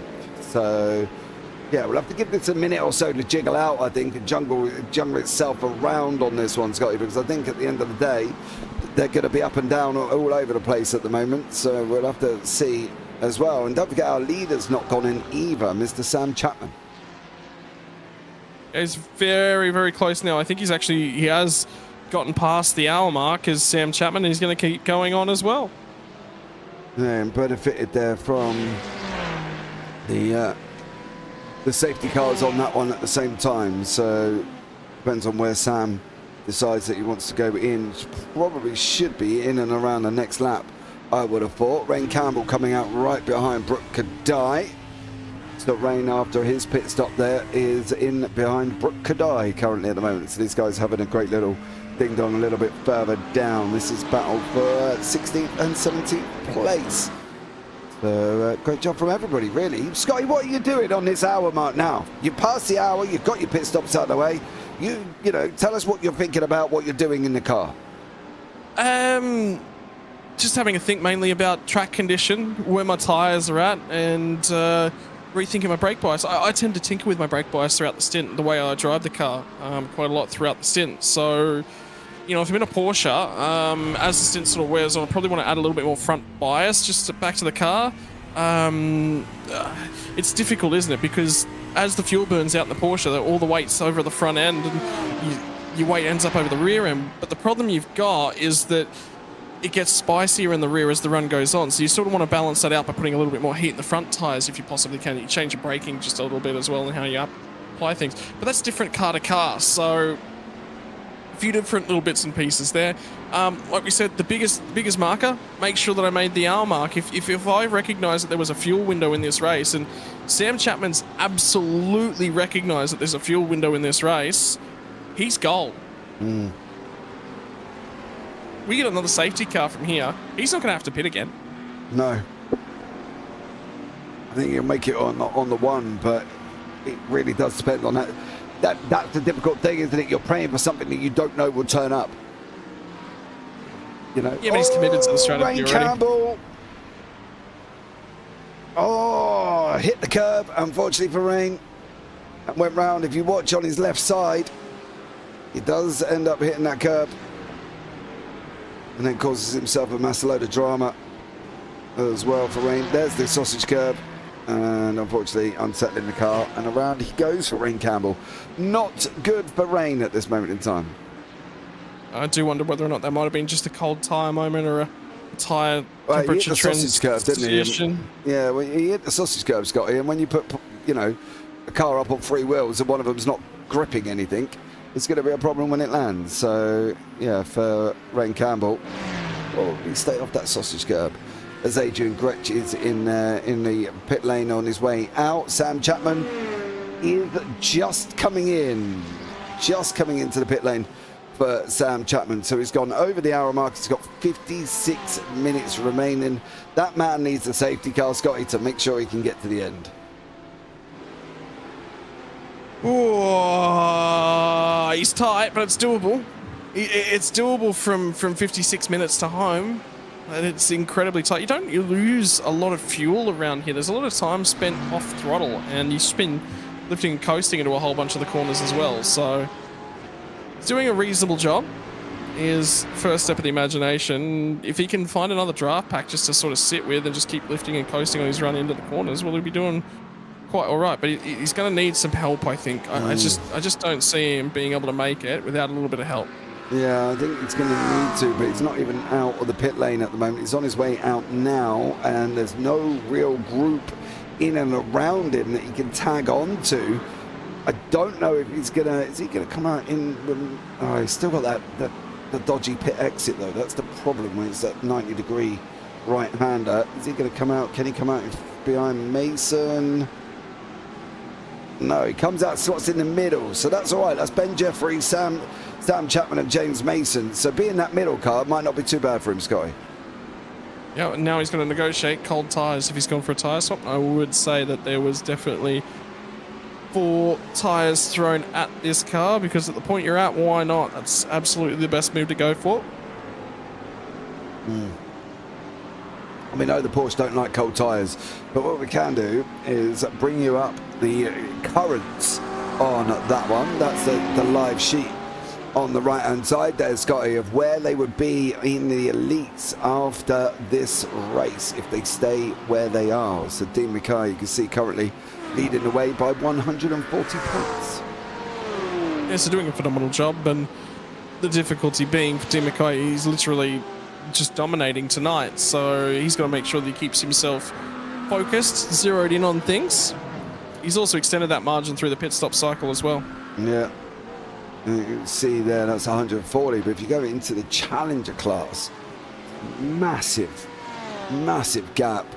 Jamie Saxon now 150 points out in front of Isaac Curtis. If they finish where they are right now, guys, this is the live sheet.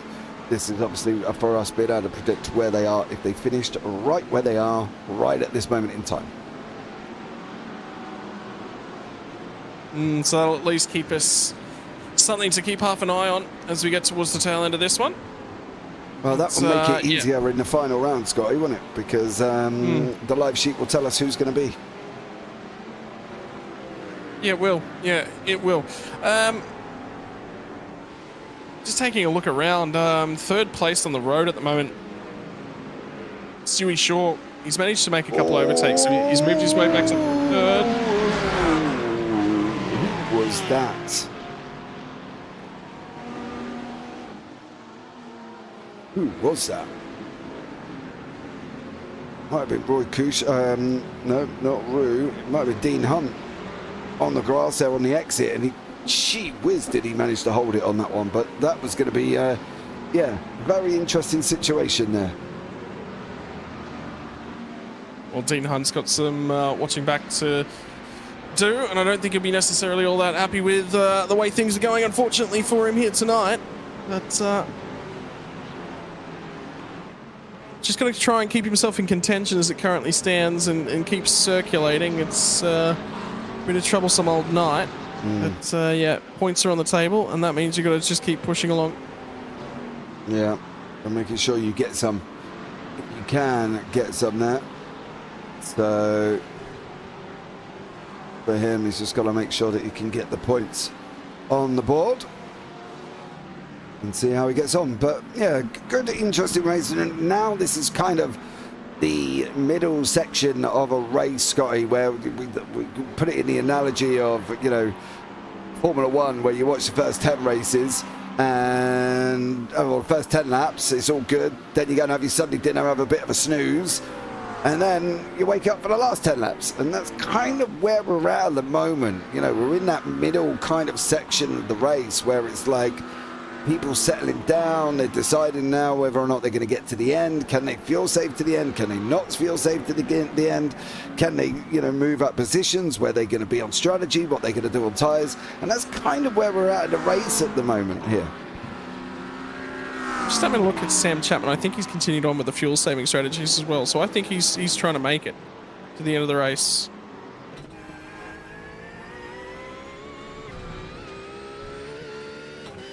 Is he going to lift?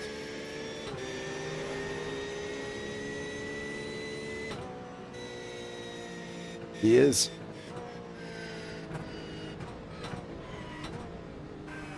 That's a lot of saving that he's doing too. A lot of saving that he's got to try and make up. Whoa! Greg Brooks is facing the wrong direction.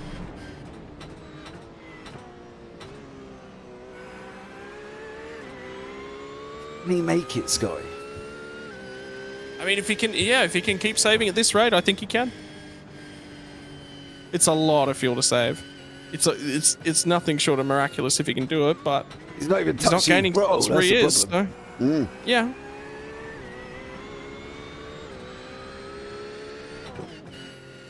Like, if he can cut out a pit stop from where he is right now, he'd at least get back to 5th. which is a significant amount better than where he was previously. So yeah, go for it, do it. Greg Brooks just called for a tow. That was part of that. I think he just hit the curb for Greg Brooks. And then is what we've got going on after. Now what is this? Now is this just him going off again further down? Oh, something's gone wrong. Oh, can't really explain that one, to be honest, Scotty. That finds the barrier. The cockpit I get the action. feeling that's hot tires. Either hot or cold tires is what I'm feeling. It's the rear of the car. The rear of the car is just coming around on him. And it doesn't look fast. It doesn't look slow. So it looks like he's hit the corner at about the right speed. But the rear end's just gotten away from him. Yeah, it caused themselves all sorts of issues, unfortunately, there. So Greg Brooks jumped back to the pits. No safety car on that one. So that was always good. But yeah, should be exciting. Now we get to the end here, Scotty. I mean, we're already through to 50 minutes to go on this one as well, so we're well and truly beyond the halfway mark now. Coming up on another 10 minutes from now will be 2/3 of that race distance. Nice man in YouTube chat there as well. Come on, Koistra. And leave McClimate. No, Brooksy, he says. As poor old Greg Brooks drops back to the pits and had his own little moment here as well. Vinny Newen, Dan Magri. Chasing him down as well. This is a battle for 8th, 7th and 8th on the racetrack there as well. So these guys continuing to fight on once more. And seeing how far they can get. The two stoppers, right, have just got to be going hell to leather about now. Well, that's the thing. I mean, if the pace comes up too far and Sam falls way too far back, then, I mean, yeah, he can make it, but is he really going to find a benefit? And well, the question that he's got to answer, and this is the really, really tough and tricky bit to do from when you're behind the steering wheel on your own, realistically, is what's it costing me in terms of lap time? And over the remaining laps, if it's 0.3, 0.4 of a second, you're going to find a gain. And that's where, you know, is it the saving? How much do I need to save? What's the margin that I need to save? That's where all of those questions sort of get asked is, you know, can I do it? It doesn't, at the end of the day, yes, can you do it in terms of the fuel saving? But there's a guy that I commentate in the league tomorrow morning, and he pulls the fuel save strategy out every week, and most of the time he loses significantly more than he ever gains. And that's the problem is, okay, congratulations, you managed to save the fuel. What did you really get out of that? And realistically, he lost 3 places, so therefore, you know, it's a net loss on the week. Yeah, it makes you wonder though. The first sign of insanity is doing the same thing. Yay. Saxon going in the pit lane, and that was Dutchy. Well, pushing him down the pit lane even quicker on that one. Is that? Am I dreaming, or is that? Oh. I thought that Mustang looked like it had no windscreen on it there. Or was that just my eyes, Scotty? I think you're dreaming. I'm dreaming? Windscreen's definitely there because the window banners on the front end of it. Maybe I need to go Specsavers. Much like the English cricket team, I think. Hey, they can do whatever they like. I'm not fussed about that. Dude, I don't follow cricket. You can say what you like about you can talk about cricket, rugby, and I wouldn't have a clue what you were talking about. You know what I mean? Not one bit. You follow the only sport you mob are good at, which is football. Yeah. Well, I do follow that, but not as much as I should. I'm more at the moment checking up on me, you know, my old drag racing and speedways kicking in and coming to an end, and so yeah, been sort of more following that than I have on me football. Do you know Kyle Larson's actually coming to Australia at the back end of this year for a whole bunch of dirt oval racing on the western side of the country? Oh, if he's got time, why not? Yeah. So it's I think it's between Boxing Day and New Year's. He'll be out here for a whole bunch of races. Picked up a team to run with. Been invited out. Picked up a team to run with. So, huge opportunity. I think I'm going to end up flying over there and go out and see if I can't catch a few signatures and meet him. It'd be phenomenal. Yeah, exactly. I've got a friend at the moment who was at the Bristol race this weekend, and he sent me videos and stuff like that, and he's just like, dude, look at this. The trucks and everything that's been going around there at the moment as well. So absolutely amazing. I got him picking me up a Ryan Blaney, Danny Hamlin hat and a program of the race. So yeah, look forward to getting my hands on Why am I that. not surprised you're a Denny Hamlin fan? Danny Hamlin fan. Why? Why is Me that a too, though, problem? to be fair. Me too, to be fair. I actually like the way he pushes people's buttons. He clearly does it intentionally, but at the same time, you've got to have a villain. Racing does not work. The story cannot be told without a villain. Absolutely. And he just takes the role on board. He has no problem with running it. No, and I think that's the thing. He just doesn't care. You know what I mean? So I love him. I think he's absolutely amazing. And I've got that little hat coming over from America, so I look forward to getting my hands on that one. Curtis here and Mitch Hobbs fighting it out for the Challenger lead. Mitch Hobbs and Isaac Curtis currently scrapping away 13th and 14th overall, but this is for the Challenger lead of this race. What do we think here, Scotty? Mitch come in and around lap 34, Isaac lap later on 35. Is Isaac going to be sitting in there behind him saving fuel, do you think? Does he really? No. I think the thing is, from Isaac Curtis's perspective, after the tag with Owen Coleman, that's obviously cost Owen Coleman quite a lot of spaces. The big thing for him is that he needs to just go as hard as he possibly can and try and pick up as much. If he can get by Mitchell Hobbs, which 45 minutes left to run, he's got enough time to get that pass done. So the big key is, the time's there. Fuel saving's not going to net him all that much. But, if he can get clear here and get to the Challenger lead, he should be able to set sail. He's got to remember that, he's only fighting. He may not know that he's actually in second place in the Challenger class, by the way, because it doesn't really necessarily tell you that there's another Challenger car up ahead of you. So, from his perspective, I'd be saying he's just going to try and pass as many cars as he possibly can. Yeah, that gap's come down at the front of the Challenger. If it was to end where it was now, there's only 30 points gap behind Saxon and Curtis with Foz in there. So that gap is going to come down for Isaac Curtis. Does he push Mitch Hobbs for the next 45 minutes and then get the pit stops out the way? Or does he sit back and think, well, that's answering the question really, isn't it? Because Isaac Curtis is pushing hard. Yeah, he's pushing hard there. Oh, Hobbs is actually just going to lift and let him go.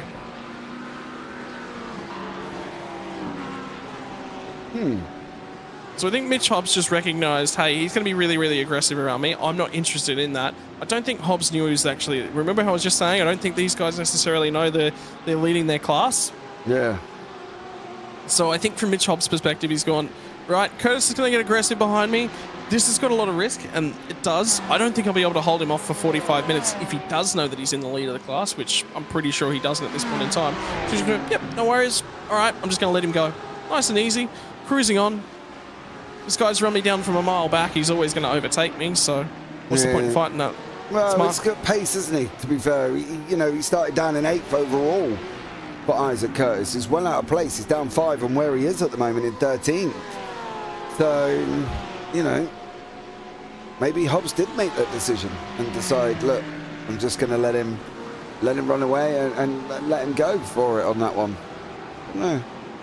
Interesting strategy there. All of that happens because, remember, we just saw Isaac Curtis getting aggressive. So Isaac Curtis is effectively shown Mitchell Hobbs that he's not afraid to get out there, get aggressive, and try and make the overtake. So realistically, the job has been done because he's been willing to be a little bit aggressive, even though he didn't necessarily pull anything off. So that is still, heads up driving, and he's obviously shown pace as well.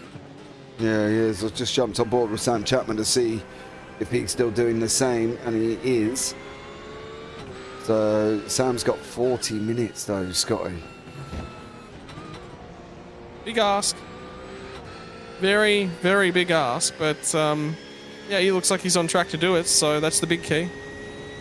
Yeah, it doesn't look like he's settling down at any point, does he, really, off that one? Now for Sam, he's got to decide, is it worth hassling around, in and around Brooke Kadai, or shall I just let Brooke go and use Brooke as quickly as I can? Oh, well, that answers that question as Brooke goes into the pit lane. Smart. That's one way to handle it. Yeah, jump out of the way. So, Dean Mackay's been back into the pits and he's back out. Eli Donaldson is in front of him, has only made one stop currently.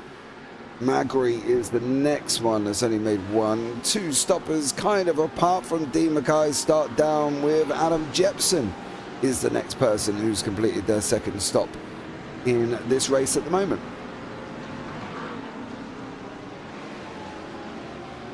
Yeah, so for Jepson, still driving back through the field. Well, for Jepson, remember, he had that huge moment, so he's sort of being forced to come down for his second stop, not really his control. I don't know necessarily that Adam Jepson can make it to the end, though, because he pit 6 laps ago? He might be able to. 43. He might be able to. 10 laps ago. I've got him as lap 43. So I think that's probably a touch too far to make it home from there. So how far did Chapman go? Chapman went on lap 40, Scotty. Yeah, but Jepson's not saving fuel.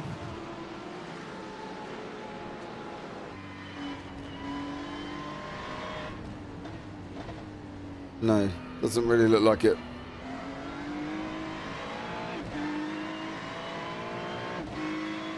No, it doesn't look like it for Adam Jepson, unless he's going to do something amazing going into turn 1. Nah. No. He drove that car in very, very hard all the way up to the braking zone. So, yeah, no fuel saving going on for Adam Jepson. He'll have one more pit stop to do for my money. Yeah, I think you might be right on that one. So let's get back up to Eli Donaldson, who's got Dean Mackay tucked in right behind him at the moment. Eli holding him in. He's up 9 places, sitting in 4th. And you can see Dean Mackay, your effectively on-track leader, Scotty. Just waiting for everybody else in front to make their second pit stop. I mean, Dean can come in whenever he likes, and he'll have control of this race no matter what happens, really. The only thing that's going to prevent that is an incident or an issue of some description, so. Safety car. Do we need a safety car, Scotty? Is that where we're lacking right about now? We need to bring everybody in back together again. No, the biggest problem was we had two very, very close together. I think the safety cars were, say, 15 minutes apart. That would have really spiced the race up, and you'd probably see some mixed strategies from there, but it was just too close together. Yeah. Yeah. Let's see how we get on, I think. See how we go here. And how much is Eli Donaldson holding up Dean Mackay? And where is that going to put Stewie Shaw?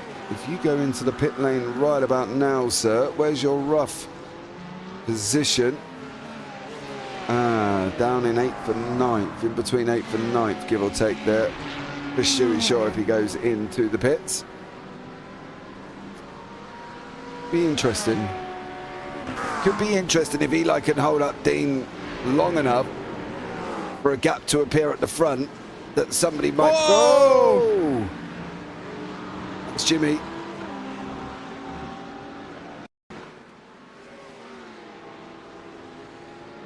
Did he lose that on his own? He did. He bounced over the curb, lost it all on his own. Yeah, I think Jimmy was trying to err on the side of caution on that one and get himself out of the way, Scotty. And unfortunately hit the curb and bounced up in the air. So Eli Donaldson, Dean Mackay. Still, Eli's doing a good job defending here, but Dean's probably having a spitting feathers in the back of that car, Scotty, because he did not need this after his second pit stop. That's the problem, isn't it? you make that second stop, you put yourself a lot deeper in terms of the pack, and then all of a sudden you've got to overtake cars. The tricky fact at the moment is that for Dean Mackay, he's actually lapped all the way up to 20 seconds. So we only have 21 cars on the lead lap at the moment. Sorry, Stu Shaw, my apologies. Dean Mackay has actually made his second stop. And Stu Shaw is leading the race as it currently stands. So, again, lapped all the way up to 20th spot. Yeah. You see it there on the left-hand screen. Alfonso Latella, Ben Jeffrey. Jeffrey is the lap car down on that one. Dean Mackay tucked in right behind him. That's Eli Donaldson in front. That is Nommensen and Arnott just in front of that. Of course, Glenn Arnott, who Eli Donaldson is with, and he's making a very strong case for Nommensen to politely remove himself from the equation. And he's done so now, so now cut his way through on that one. I mean, Dean Mackay had a fair bit of margin as well, so this will be eating into some of that, but it won't be as bad as necessarily I think we think either. You don't reckon? Well, Stu Shaw, they were 5 seconds back behind him. He was pushing out towards 10 seconds, so he's fine. He's got a lot of margin to play with. Yeah, I'll still be interested to see on how much damage this is doing to Dean Mackay, though. Because he's had his second stop. Eli's not had his second stop yet. I'm not saying Eli's going to stop him and giving him enough gap, but he's got 33 seconds now from Dean Mackay to Stu Shaw. And Mackay's second pit lane time was about 47 seconds. And Dean Mackay is unfortunately your leader. Just put it in the wall, Scotty. Oh no! What were we just saying? Yeah. Desperate. The only way that this could go wrong, he didn't need to get that aggressive, to be honest with you. No. He didn't put it in the fence, actually. He's okay with that one, just a spin, but that has got the potential to cost him enough time, so that now he has got to press on. Mm-hmm. And that was all because we said too aggressive, and there was no need. I said he's losing time. He can physically see he was losing time. And he went for the move and expected the gap to be there, and it just wasn't. So, unfortunately for Dean Mackay, now for Stewie Shaw, Tommy Wallets, and everybody else within that 30-second mark of him, especially Tommy and Stewie, I would be in the pit lane. This time around, I would know that obviously he's had an incident. I would be in the pit lane straight away. I'd wait longer. To be honest with you. Just let more happen because he's boiled over just a little bit. So I you know, and the tires could be quite not square at the moment. So I'd still be carrying this on for Stuart Shaw's perspective, because the longer you go, you give yourself an opportunity that more can happen back there. And the other thing is, think about where they've come out on track. Dean Mackay's in a whole bunch of traffic. Is Stuart Shaw in traffic? Yes, but they're recognising that it's blue flag and they're letting him go. The problem for Dean Mackay, he's racing cars back there. That's how he's ended up spun and with issues. So, no, I agree. I do agree with you, but I don't know if this is going to jeopardise that win. it will. It certainly will, but there's nothing he can do. He's just got to go hard now. There's nothing either of them can do. If I'm in Stu Shaw's position, I want to keep the car as light on as fuel as possible. Gives me the best opportunity to create pace. Tries to keep me out of lap traffic and actual traffic. Dean Mackay 123.85 last time out. Stewie Shaw 123.69. So Stewie was quicker. And Greg's in YouTube chat there as well. Greg Brooks, I broke, boss, he says. He had a torrid night. Greg Brooks was actually running Porsche Cup on Saturday night over in AOG, and he ended up in other people's incidents twice. That was not fun to see. No. Oh, sorry, my apologies. That was Greg Patrick. Different Greg. Yeah, but look, let's face it, Brooks is not had a great night here tonight, right? And that's nothing us being rude or detrimental to him. He just hasn't. And he'll go away and think, okay, this wasn't for me. This wasn't my race. This wasn't my moment. So you know, he's going to have to go again, as he's got Rob Edwards in there as well for Shuey Shaw, flashing him to get him out the way as quickly as possible. And we've got the 17 car in front of that. That is Mr. Provenzale, who is just about to get himself lapped in that 700 machine in 15th place. I mean, reasonable night actually from Ricky. It started way down towards the tail end of the field because that's just where he was on pace. He has had a lot of practice, you know, new kid. That's just how things work. But yeah, it's driven well, cut his way through the field and kept learning. I guess that's the big key. Getting quicker and quicker. You know, he's also getting slower, Bonadio, as well. His best time was a 124. His last time was a 126. So, you know, for him, it's where he said he would be at the beginning of the race, isn't it? So, there you go. But for Jesse McMiniman and Eddie Gretsch here, they're still fighting out people coming out the pit lane in and around them guys. And that was Jesse McMiniman in front of him. McMiniman up, of course, at 20th places in and around this area. So, as Gretsch there nearly gets McMiniman in the process. Yeah, well, now's the time to start pressing on and start trying to be aggressive for Sam Chapman, though. Still working away at trying to save enough fuel. I just get a sneaking suspicion that he's just not going to make it. Isaac Curtis is actually overtaking him now as well. Curtis has driven all the way back through to 7th. You don't reckon Chapman could make this? The problem is, if he doesn't make it, he's lost all this time for no gain. If he can make it, great. I mean, you know, but he's really, yeah, I don't know. For Sam, I think it's just it's such a big ask, and the fact that he's the only one doing it says to me that I don't necessarily think it's possible. Maybe. If it was possible, somebody else would be doing it. Yeah, and it doesn't look like many people are, if any, to be honest with you. This is Wallace and Mitch Hobbs. This is not for a battling class, but it is a battle on the overall there. Wallace in 8th, Mitch in 9th. Mitch in 8th, Wallace in 9th. For getting them around the right way here as these guys continue to fight out. Owen Coleman's in a little bit of a ding-dong further down. Trent Allen's finding himself in the mix with Dean Hunt, but this is the battle near the front of the field on lap 61 with 27 minutes remaining, Sky. Yeah, getting down towards... we're beyond the half an hour to go mark. So we're into the final quarter of the game. There's been a shift in the elite class standings. Eli Donaldson and Dean Mackay, if they finish right where they are right now, they're tied on points. That's what we want to see.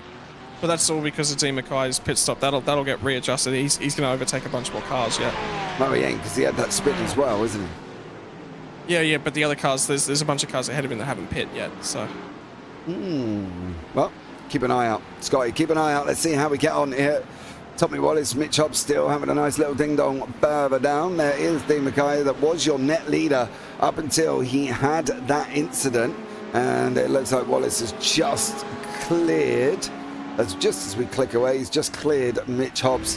So Mitch is going to have to go again. McMiniman and Gretsch still having a little bit of a battle. McMiniman just past Gretsch on that one. So McMiniman up into 13th place. Adrian Gretsch in that Ford down to 14th. But we've also got the battles in and around Glenn Arnott now and Eli Donaldson. Can Glenn afford to hold up Eli any more than he is here, Scotty? Because clearly Eli's quicker. Yeah, well, he's closing in, isn't he? And starting to really get close. But for Glenn, I mean, I just get the feeling the tyres are starting to ail on that car.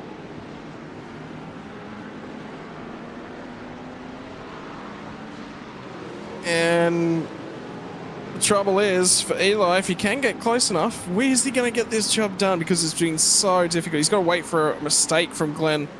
Unfortunately, that's about all he can hope for.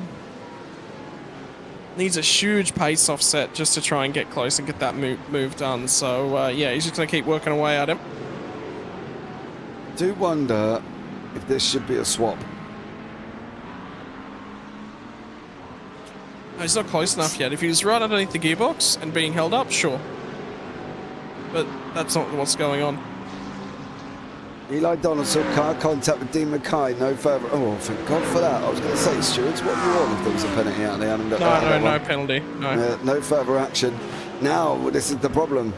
Glenn or not, look where he caught Stefan Mellis in the background there. Through the S's and now through the right-hander. Stefan's going to be praying he can get onto the start-finish straight out of the way. And then he'll just pull that car to the side. And let these guys go through, I think, on this one, as Glenn Arnott and Eli Donaldson. Should be clearing. There you go, Stefan Mellis keeping the car to the right-hand side there. Good job from him. And Eli and Glenn both go through. There's somebody off the side of the circuit. Unfortunately, that is Jimmy Middleton, has just gone that way. I'm going to presume there was a lock-up coming into that turn one, and unfortunately for him, he went off the side of the circuit. Yeah, he's back on now.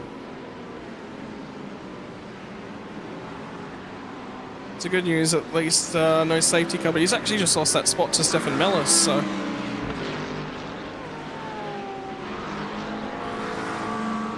So that'll be frustrating him for Jimmy Middleton. It'll give him an opportunity to go and chase Stefan down again once more. Yeah, be going to have some fun chasing down Stefan Mellis, can't he? But Eli Donaldson and with Glenn Arnott there, Dean Mackay taking a second out of him, Scotty. Taking a second out of him. Yeah, and for Dean, he doesn't want to catch any more traffic. Every opportunity he can to set faster lap times as Stewie Shaw right now is crucial. But he is going to clutch. It's got Foster in front. Then it's got Middleton in front of that. So unfortunately, and Mellis is there as well. So Dean Mackay is going to be catching these guys.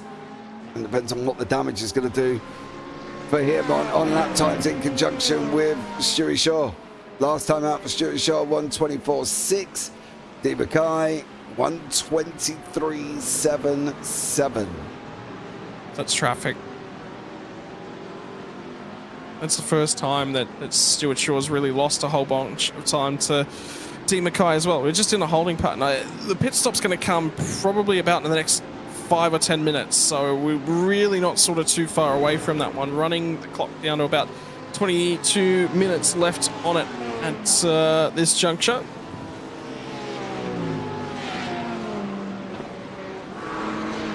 Starting to run out of time on the race as well. Eli and Glenn still in that mix. We've got Vinny Nguyen and Alan Dawson in pit lane.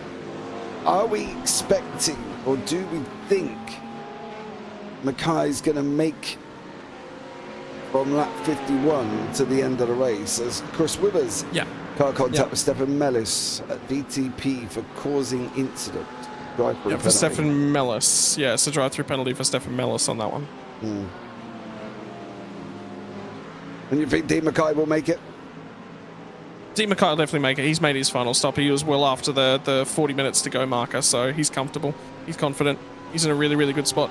Just keeping an eye on Sam Chapman at the moment. He's dropping about a second a lap to a bunch of the cars that are in around, if not more.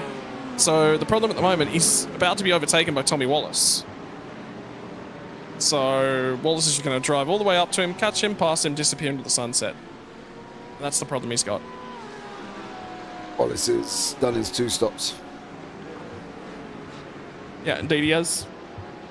The thing is for Sam, he's +5 on the day, Scotty. So for him, this has worked. He's gained 5 spots. But is he going to finish there? There's more cars ahead of him that haven't pit as well, so he is going to gain some more.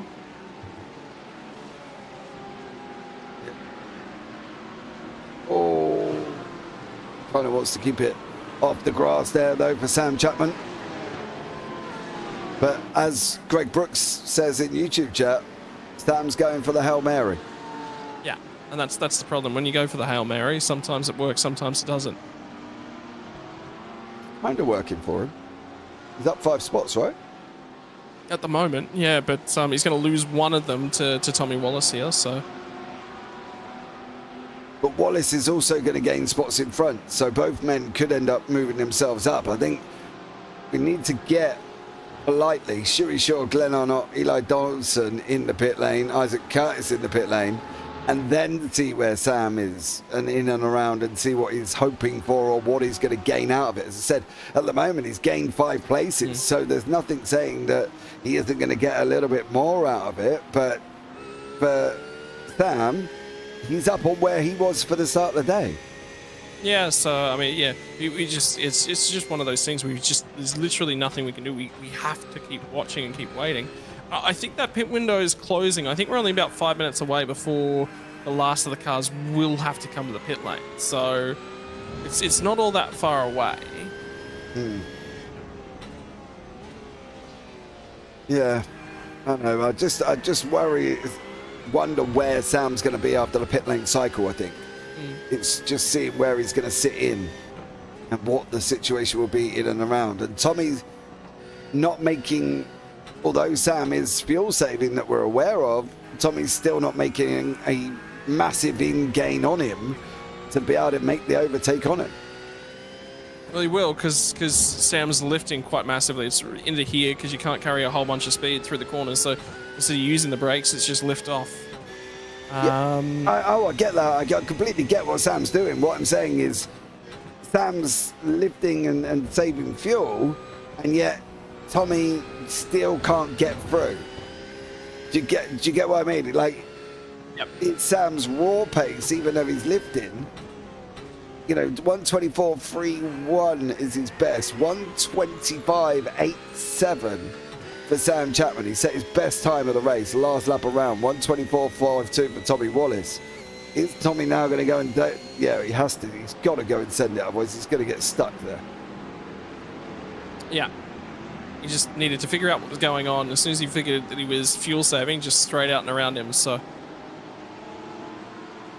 And Sam's going to yield a lot, because it's in his best interest to yield. He can't fight. But the amount of fuel he has... The biggest part about it is the amount of fuel he has to save. If it was only minor, well, you cover off the inside and you just sort of park your car there and then you're good to go. Nobody can really overtake you. And you're probably actually okay. But the problem is because he's so far in down the hole of I need to save this much, that he's just been forced to back the lap times off so much. One of the biggest strengths of this strategy, though, is that you know how we've been losing tons of time to lap traffic every now and again? Well, Sam's already running those slower lap times, so he actually doesn't encounter anywhere near as much traffic. Yeah. Because the time offset to the traffic isn't as much. So, yeah, you know, one of his benefits is he's been able to run much more consistent lap times. Yeah, albeit he just doesn't have the peak speed. But whenever you're considering endurance strategy, if you're ever in a position where a fuel save strategy is possible, particularly in multi-class racing, elect for the fuel save strategy, just because, again, if your lap times are slower, you literally don't encounter the traffic. It's a big part of it, and it's actually worth a bonus on your time. So, I'm rubbish at saving fuel, Scotty, to be blatantly honest. I run it until it's empty, and then I go in the pits and fill it up, and then run it till it's empty again. Well, see, JP, I thought you'd be great at saving fuel. I heard you were slow anyway. I am slow, but it don't mean I like... Look, I'm used to driving around in circles, all right? As Eli Donaldson does finally go through on Glenn are not there. I used to drive around, I drive around in circles, Scotty. I don't really do much road racing whatsoever. I generally all racing's driving in circles. All racing's driving in circles. Yes, but you know what I mean. NASCAR going left is different. You're such a pedantic rascal today, Scotty. I can tell you that much. A long day, JP. I know, dude. It's been a long day. I know, and we've only got 16 minutes to go. We can do this. We got our final pit stop for the leader. I think Stewie Shaw's just been through the lane. Yeah, he's back out again. In front of Dean Mackay, in front of Eli Donaldson, and in front of Glenn Arnott. So at the moment, it did end up costing Dean Mackay the race lead. Told you. Doubt me, Scotty, and yet there was too big of a gap there. Well, he did have quite a big margin, and that's what I was sort of talking to, was that the margin was actually quite high, that he had an opportunity. The other side of that coin is that he does have enough pace on board that he may actually be able to run him back down again. The big issue for Dean Mackay is that Glenn Arnott and Eli Donaldson sit in the way, but they'll only be a couple laps away here from pitting. That might even be at the end of this lap. So it's going to be here. This is going to be the thing. If he doesn't gain something, all of this will go to pop if Sam has to go into the pit lane. Mm-hmm. Absolutely. If he does have to go in the lane, though, it'll be just a splash. Yeah, it's but it's a second worth of fuel rather than, you know, the extra 20 or so that everyone else has had to take. But this pit lane is such a rascal, I'm going to put it in that way, to get in. It's going to lose a bunch of time. Well, it's the difficulty is not getting into the lane, it's getting out of the lane. That's where the time loss is. Yeah, so it's going to make more sense from his point of view, hopefully not coming in. If he can really get to the end. Otherwise, all of what he's done for 2 hours has just been for a waste of time. Yep. But that's endurance racing. That's how it works. No, I'm just saying, if he doesn't make it, everything's just gone out the window for no reason for Sam Chapman. Now, the question for Sam will be, is he going to have the gap to get past Glenn or not Eli Donaldson? Should be able to. You said that about Stewie Shaw and Dean Mackay, and look how that one turned out. Yeah, it's a little bit closer in terms of things. I think Sam Chapman's, at the moment, he's 29 seconds off the race lead, and he's about they're about 3 to 4 seconds further back off of the race lead. So he's got about 25, 26 seconds. The transit through the pit lane's about going to be, for these guys that haven't come in yet, it's 30 to 40 seconds. So should be covered. Should be covered quite simply. Okay, well, let's see on that one. Go Stewie, says Leaf in YouTube chat there as well. Eli Donaldson and Glenn are not. Swap places, but it could be the fact that Donaldson's in the pits. So where is this man going to be in conjunction with Donaldson? And he's only coming through the S's at this moment in time here, Scotty. I don't believe... Is Eli stopped yet? No, yeah, only just stopped. Sam's coming around the final corner. Eli's not out. So both Sam and Tommy should clear Donaldson there, but it's what the gap is he going to have over Donaldson, who is on his way out, to make sure that he doesn't get caught by Donaldson once he comes out. Yeah, but Donaldson's got that maniac right-hander in the pit lane to navigate, so he's going to come out about 7 seconds or so behind is Eli Donaldson. So there is some work to be done, but if he's making a second a lap, and Chapman's starting to drop his lap times back again, so he might have done the majority of the saving, he might be a little bit better in terms of the fuel at the moment. If that's the case, he can bring the lap times back down, well, all of a sudden, you know, he's managed to do what he needed to do. The problem is, where does Jepson sit? I wonder whether or not Jepson might have actually been saving once he recognised that it was potentially possible. 3 laps longer than Sam Chapman at the last pit stop is a significant margin. That's not insignificant to sit here and go, oh, he's definitely going to make it, or he's definitely not going to make it. But yeah, so he's definitely relevant to this equation, I would say. Yeah, and I agree with you, and I think you are right. And it's going to be where Jepson's going to be nestled in. Is he going to? The problem is he going to catch Chapman? He's 4.5 seconds down the road. He's closed in about 3 tenths over the first half of this lap already, should we say, or first 3/4 of the lap, as they're coming to the end. And I think this is going to reflect drastically in this last lap time for Sam Chapman. What is the situation with Jepson? To be fair, Sam Chapman 1:24.89. Jepson only a 1:24.67. The only 2 tenths for Adam Jepson. Jepson's still got some saving to do, but not as much is what that suggests to me. So lift and coast is definitely there. It's just not as extreme. So, but the critical factor will be Eli Donaldson when he catches up to Adam Jepson. And remember, Donaldson was further up the road than Glenn Arnott was. So, but Glenn Arnott's gone a lot further in terms of this pit window. So if Glenn can turn it back around and you know, undercut him with the fuel saving, well, Glenn pops out ahead of this little group who are all battling away to try and get to the end. And that's critical. If he can make that overtake without having to make that overtake, that's additional time he's actually gained. And here he comes into the lane. Yeah, he's in the pit lane now. He's at risk of coming out right on top of Adam Jepson. Mm-hmm. Yes, sir. I think he's going to settle right in behind Eli Donaldson, but it'll be tight. Chapman's Wallace gone through. No, Wallace is going through now. Chapman's going through. He's just on his way. He's rolling there. Jepson's there. He's still got the 90-degree left-hander to go. Nope. Donaldson jumped him as well. And Sam Chapman at the moment, net 4th place. 9 minutes to go.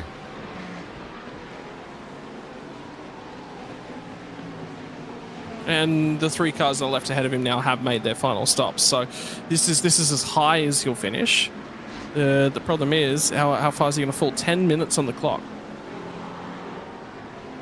10 minutes on the clock. Last lap times between Chapman and Wallace. Wallace was obviously quicker. Jepson and Chapman. Chapman was nearly 1 second slower than Jepson. The problem is for Chapman, he's bringing Donaldson and Arnott along with him. Yeah, but all 3 of those drivers are going to end up in a big old scrap, and that actually works again back in Sam Chapman's favour. So he wants to see them fighting. That really helps him out. But they're not. At the moment. I think Jepson will go up to Chapman, pass him, and then Donaldson will do the same thing. If Eli's got any sense about now, he'll know if he scraps Jepson, Chapman's could be gone up the road. So he's now got to look at it and go, right, well, I might as well sit here for a minute, give Jepson a couple of laps to see if we can get a hold of Chapman, who's there, who currently has got a back marker in front of him as well, which is McCamley. So if he doesn't clear him quick enough for Chapman, Jepson and Donaldson are going to be on top of him. And I don't think Donaldson's going to be stupid enough to try and fight Jepson until they can get past Chapman. I mean, I think Donaldson's actually got to send it as soon as possible, to be honest with you. I don't think he can wait. I think he has to wait.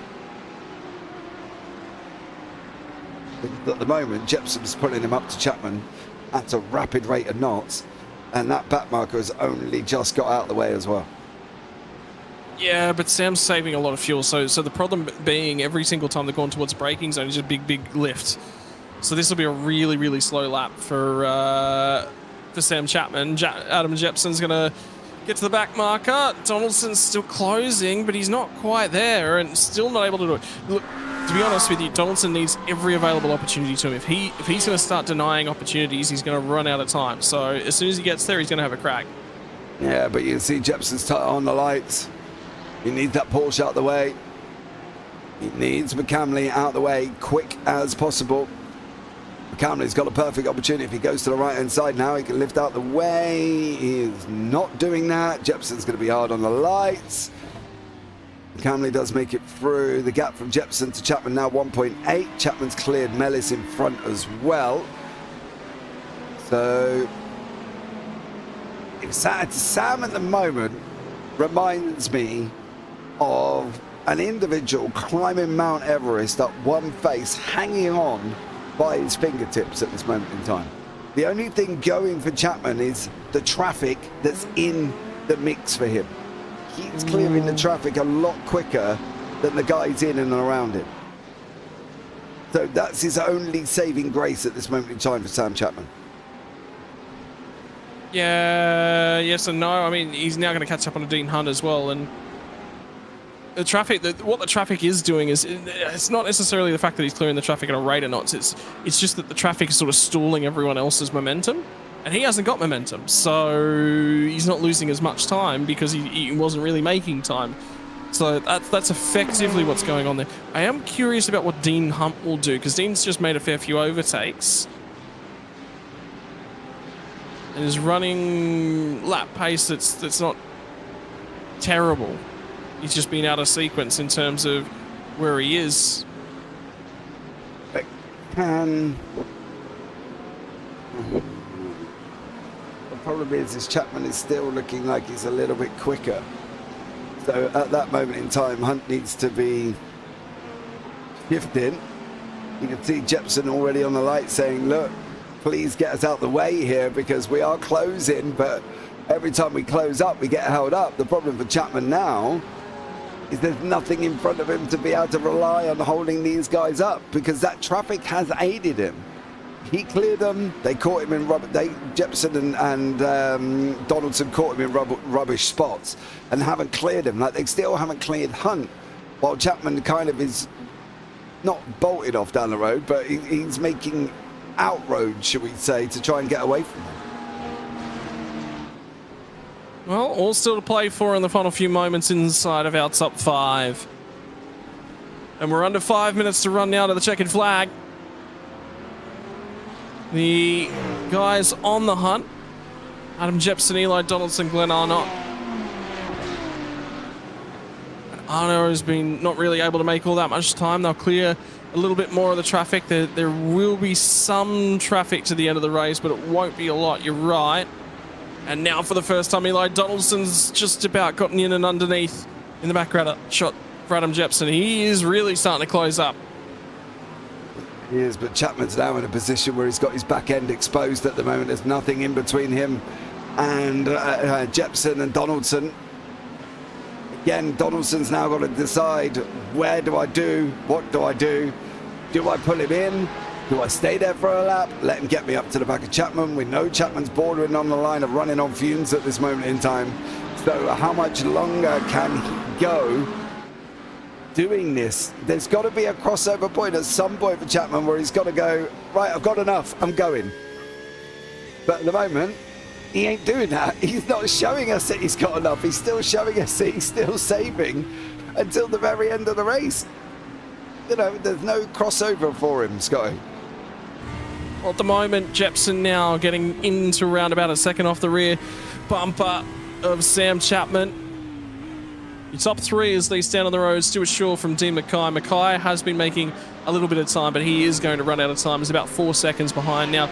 Tommy Wallace sits in 3rd place, has done a reasonable job. And then this battle, 39 seconds back off of the race lead for 4th, 5th, 6th, and 7th on the road. Sam Chapman just ran a 24.8. Yeah. He was quicker than the guys behind. He matched Tommy Wallace ahead as well, so... Just seeing if this is not going to be the last lap. It's going to be one and one more here. But as Chapman now got to that crossover point that we spoke about and now can go. Well, no, because he just fuel saved majorly on the run of the hairpin. So everything I said on that one, Scott, just went out the window as soon as we went on board. Yeah. Chapman was still doing the same thing. Oh, Chapman needs that car. He needs that 33, who's in 33rd place there. He needs Kurt Nomerson to do 2 things. A, get out the way, and B, get in the way, all at the same time. As Nomerson there nearly loses it. Chapman needs him to get out the way quick, but also kind of get in the way for the guys behind him.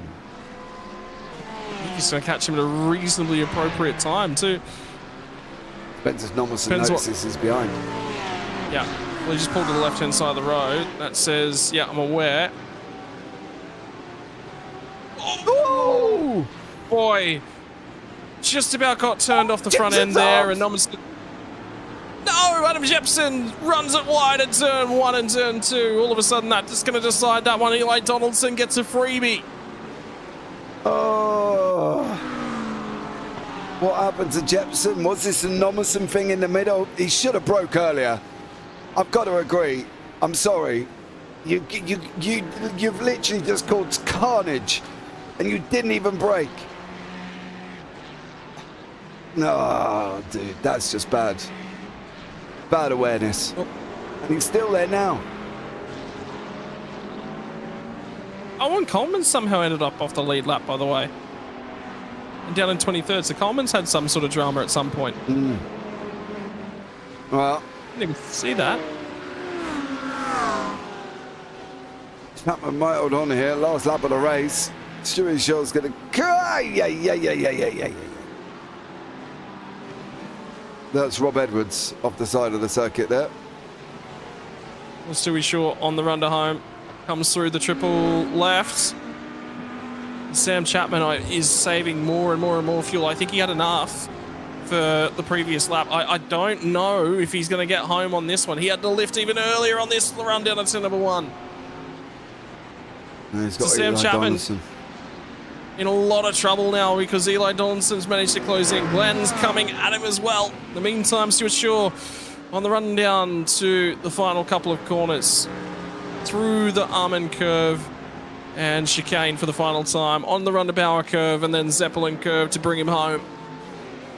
Got a little bit lucky with how things ran through the middle stint of the race, but that is car racing. But for Stuart Shaw, he'll line it up out of the final corner, get to the start-finish line and win one from Dean Mackay. And now we watch with bated breath as Sam Chapman does his best fuel-saving efforts, and Eli Donaldson just about made contact with the rear end of the number 11 car. Chapman's going to pull to the right-hand side of the road. If he's got fuel, he's starting to try and burn it. He's still going to have to lift and carry it in. Donaldson not quite able to get there. Still struggling to try and get close. He's going to have a dive. I don't know if he's going to cough and splutter out of the final couple of corners. Not quite close enough for a dive at the last corner. Has Chapman got enough to run it all the way out of the line? I wouldn't follow him. And indeed he does. Oh. So he hangs on. Bated breath for Sam Chapman there. Stellar job on that one. Isaac Curtis is going to come over for the Challenger class and take that victory as well. He's looked strong all day, to be fair, for Isaac, and he's battled his way back through the issues that he's had. Still currently, as they are though, I'll wait for it to update, but it still looks like Mr. Saxon could be still in front of Mr. Curtis.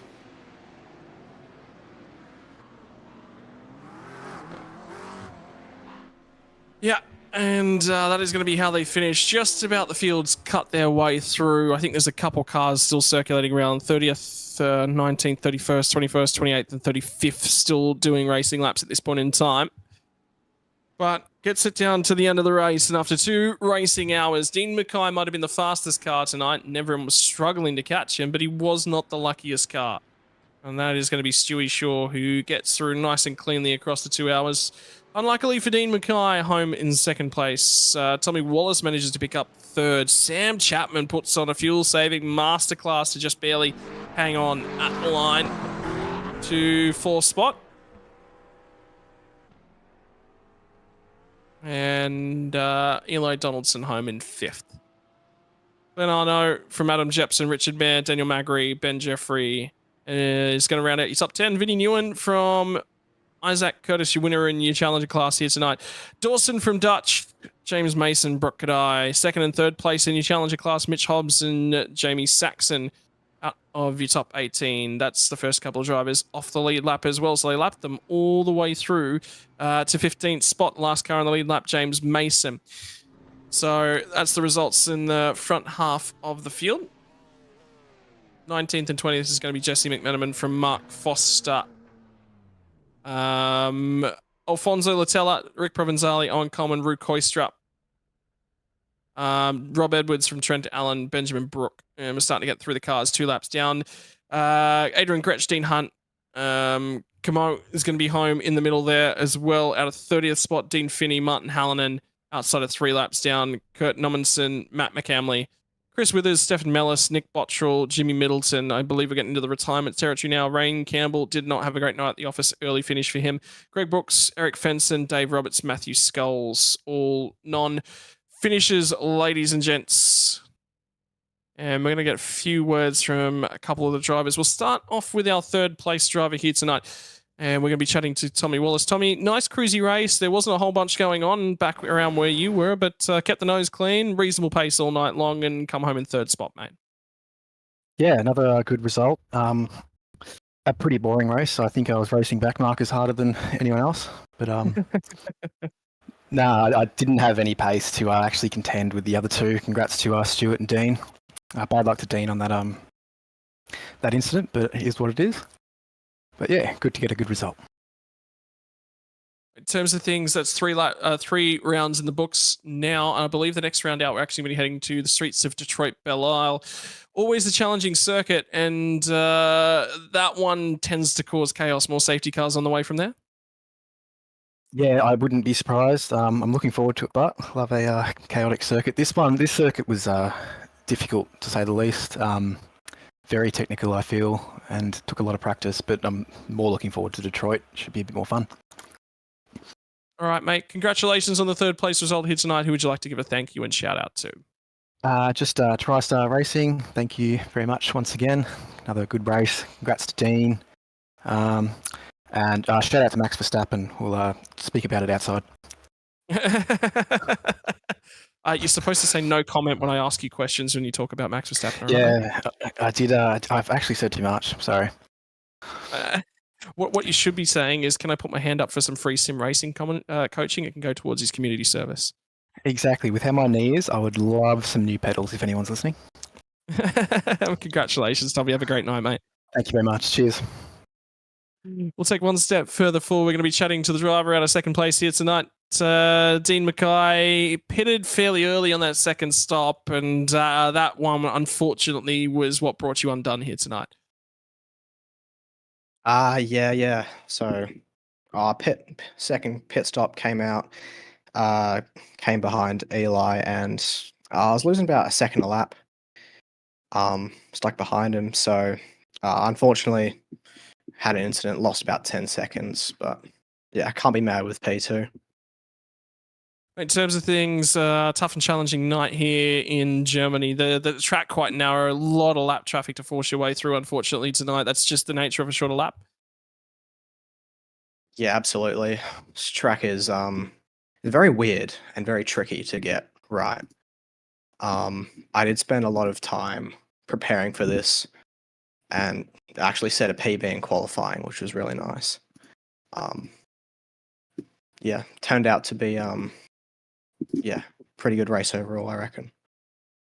Always happy to set a PB when it matters, right at the most opportune moment. Dean Mackay, congratulations on second place here tonight. Who would you like to thank? Just like to thank the boys at TriStar coming out tonight. Tommy in second, and then Brock. Good on them. Thank you very much for joining us here once again, Dean. Have a great night out. We'll see you next time out from Detroit Belle Isle. Thanks, guys. See you then. And finally, to tonight's race winner from the elite class, Stewie Shaw. Mate, there's a going saying in racing, I'd rather be lucky than good. And look, you had a little bit of a mix of the both of them here tonight. I'll take luck any day for that one. I was on the wrong end of it at the start. I couldn't see Dean in my blind spot, and then he jumped, and everyone else jumped with him. So I got absolutely swamped. And then turn one incident, bit of luck there. A few penalties, bit of luck there. So yeah, I'll take it. Mate, challenging little racetrack, this one. Really phenomenal for a lot of the slower cars, just because of the size of them, a little bit smaller. But either way, GT3 just makes this challenging, particularly with that quicker lap time as well. Minute 24 means that there's a fair bit of lap traffic, but particularly with there's so many challenging elements to the circuit as well. Yeah, that was the biggest challenge I found. I think I got up to P13 lapping. So, and you're aware that they're racing as well. So you just hope they see you and kind of pull out at the right time. But yeah, everyone was pretty cooperative. So yeah, thanks to everyone for that. In terms of things, next time out, we're going to be heading to the streets of Detroit Belle Isle. The circuit gets narrower, the barriers get a lot closer, and the lap time's just a touch quicker as well. Thoughts on heading there for a street circuit, something to change things up? Yeah, that'll be interesting. I think hopefully the nimble cars take the win there again, and hopefully it's the number 93, Revolutionary Racing. But yeah, keen for that one. Definitely keen. Mate, congratulations on a race finish and a race win here tonight. Who would you like to thank?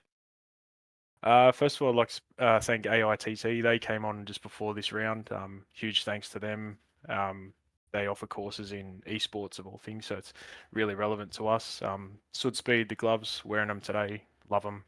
Kibby, IR Sidekick, Bunny's Builds, and Sure by 4. So, yeah, thanks everyone. Mate, congratulations, and we'll see you again in a couple of weeks' time. Cheers, guys. And finally, we're going to jump down and have a quick chat to our Challenger class winner here tonight. Isaac Curtis made contact with Owen Coleman in the early running of that race. You had to then from there mount a charge back through the field, but a charge back through the field you made. And, mate, race win. Can't be too upset with that. Yeah, no, I think it was a pretty good effort. I found it hard with the traffic at this track. It was a bit interesting, but no, it was a really good time. Had a good race. Thanks to Ricky for putting it on, and all the boys for racing so hard and fair. I think it was great. A lot of space and respect was given. I mean, we actually went in to witness the pass for the Challenger class lead as well. It was on Mick Hobbs, and he just said, "Look, mate, you quicker, go on through." You know, very, very respectful. But that's just the field here, isn't it? Yeah, that's it. The team or the boys that race here are really good to race with. You know, so it was great. I wasn't expecting Mitch to move over. I was actually quite surprised when he did, and a couple of the boys that were spotting for me were like, "Oh, he's just letting you go," and I was like, "Yeah, well, it's a bit odd," but I'm glad he did, and slowly got to catch up to Vinny. I tried giving him a run for it at the end, but yeah, he just had the pace, and obviously difficult overtaking made it hard. Mate, congratulations on the race win here tonight in Challenger class, and who would you like to give a thank and shout out to? Muchly appreciated. I would like to thank all the boys at Revs for looking after me, training me up, and teaching me lots of stuff over the last couple of months. All of our sponsors, AITT, Sud Speed, Kibby, IR Sidekick, Bunny's Builds, and Sure X4. Thanks for all the support, guys. Muchly appreciated, and hopefully I'll get to talk to you again soon, Scotty. Mate, congratulations on everything that's going on here tonight. Next round out will be Detroit Belle on the 18th of... sorry, my apologies. That's when the official practices start actually for Detroit Belle, but we'll be heading there next round out, mate. Congratulations here tonight. Legend. Thank you very much, sir. Have a good night. Well, that is going to wrap us up here from everything to do with round number 3 for the Game of Gear Direct Premier Endurance Racing League.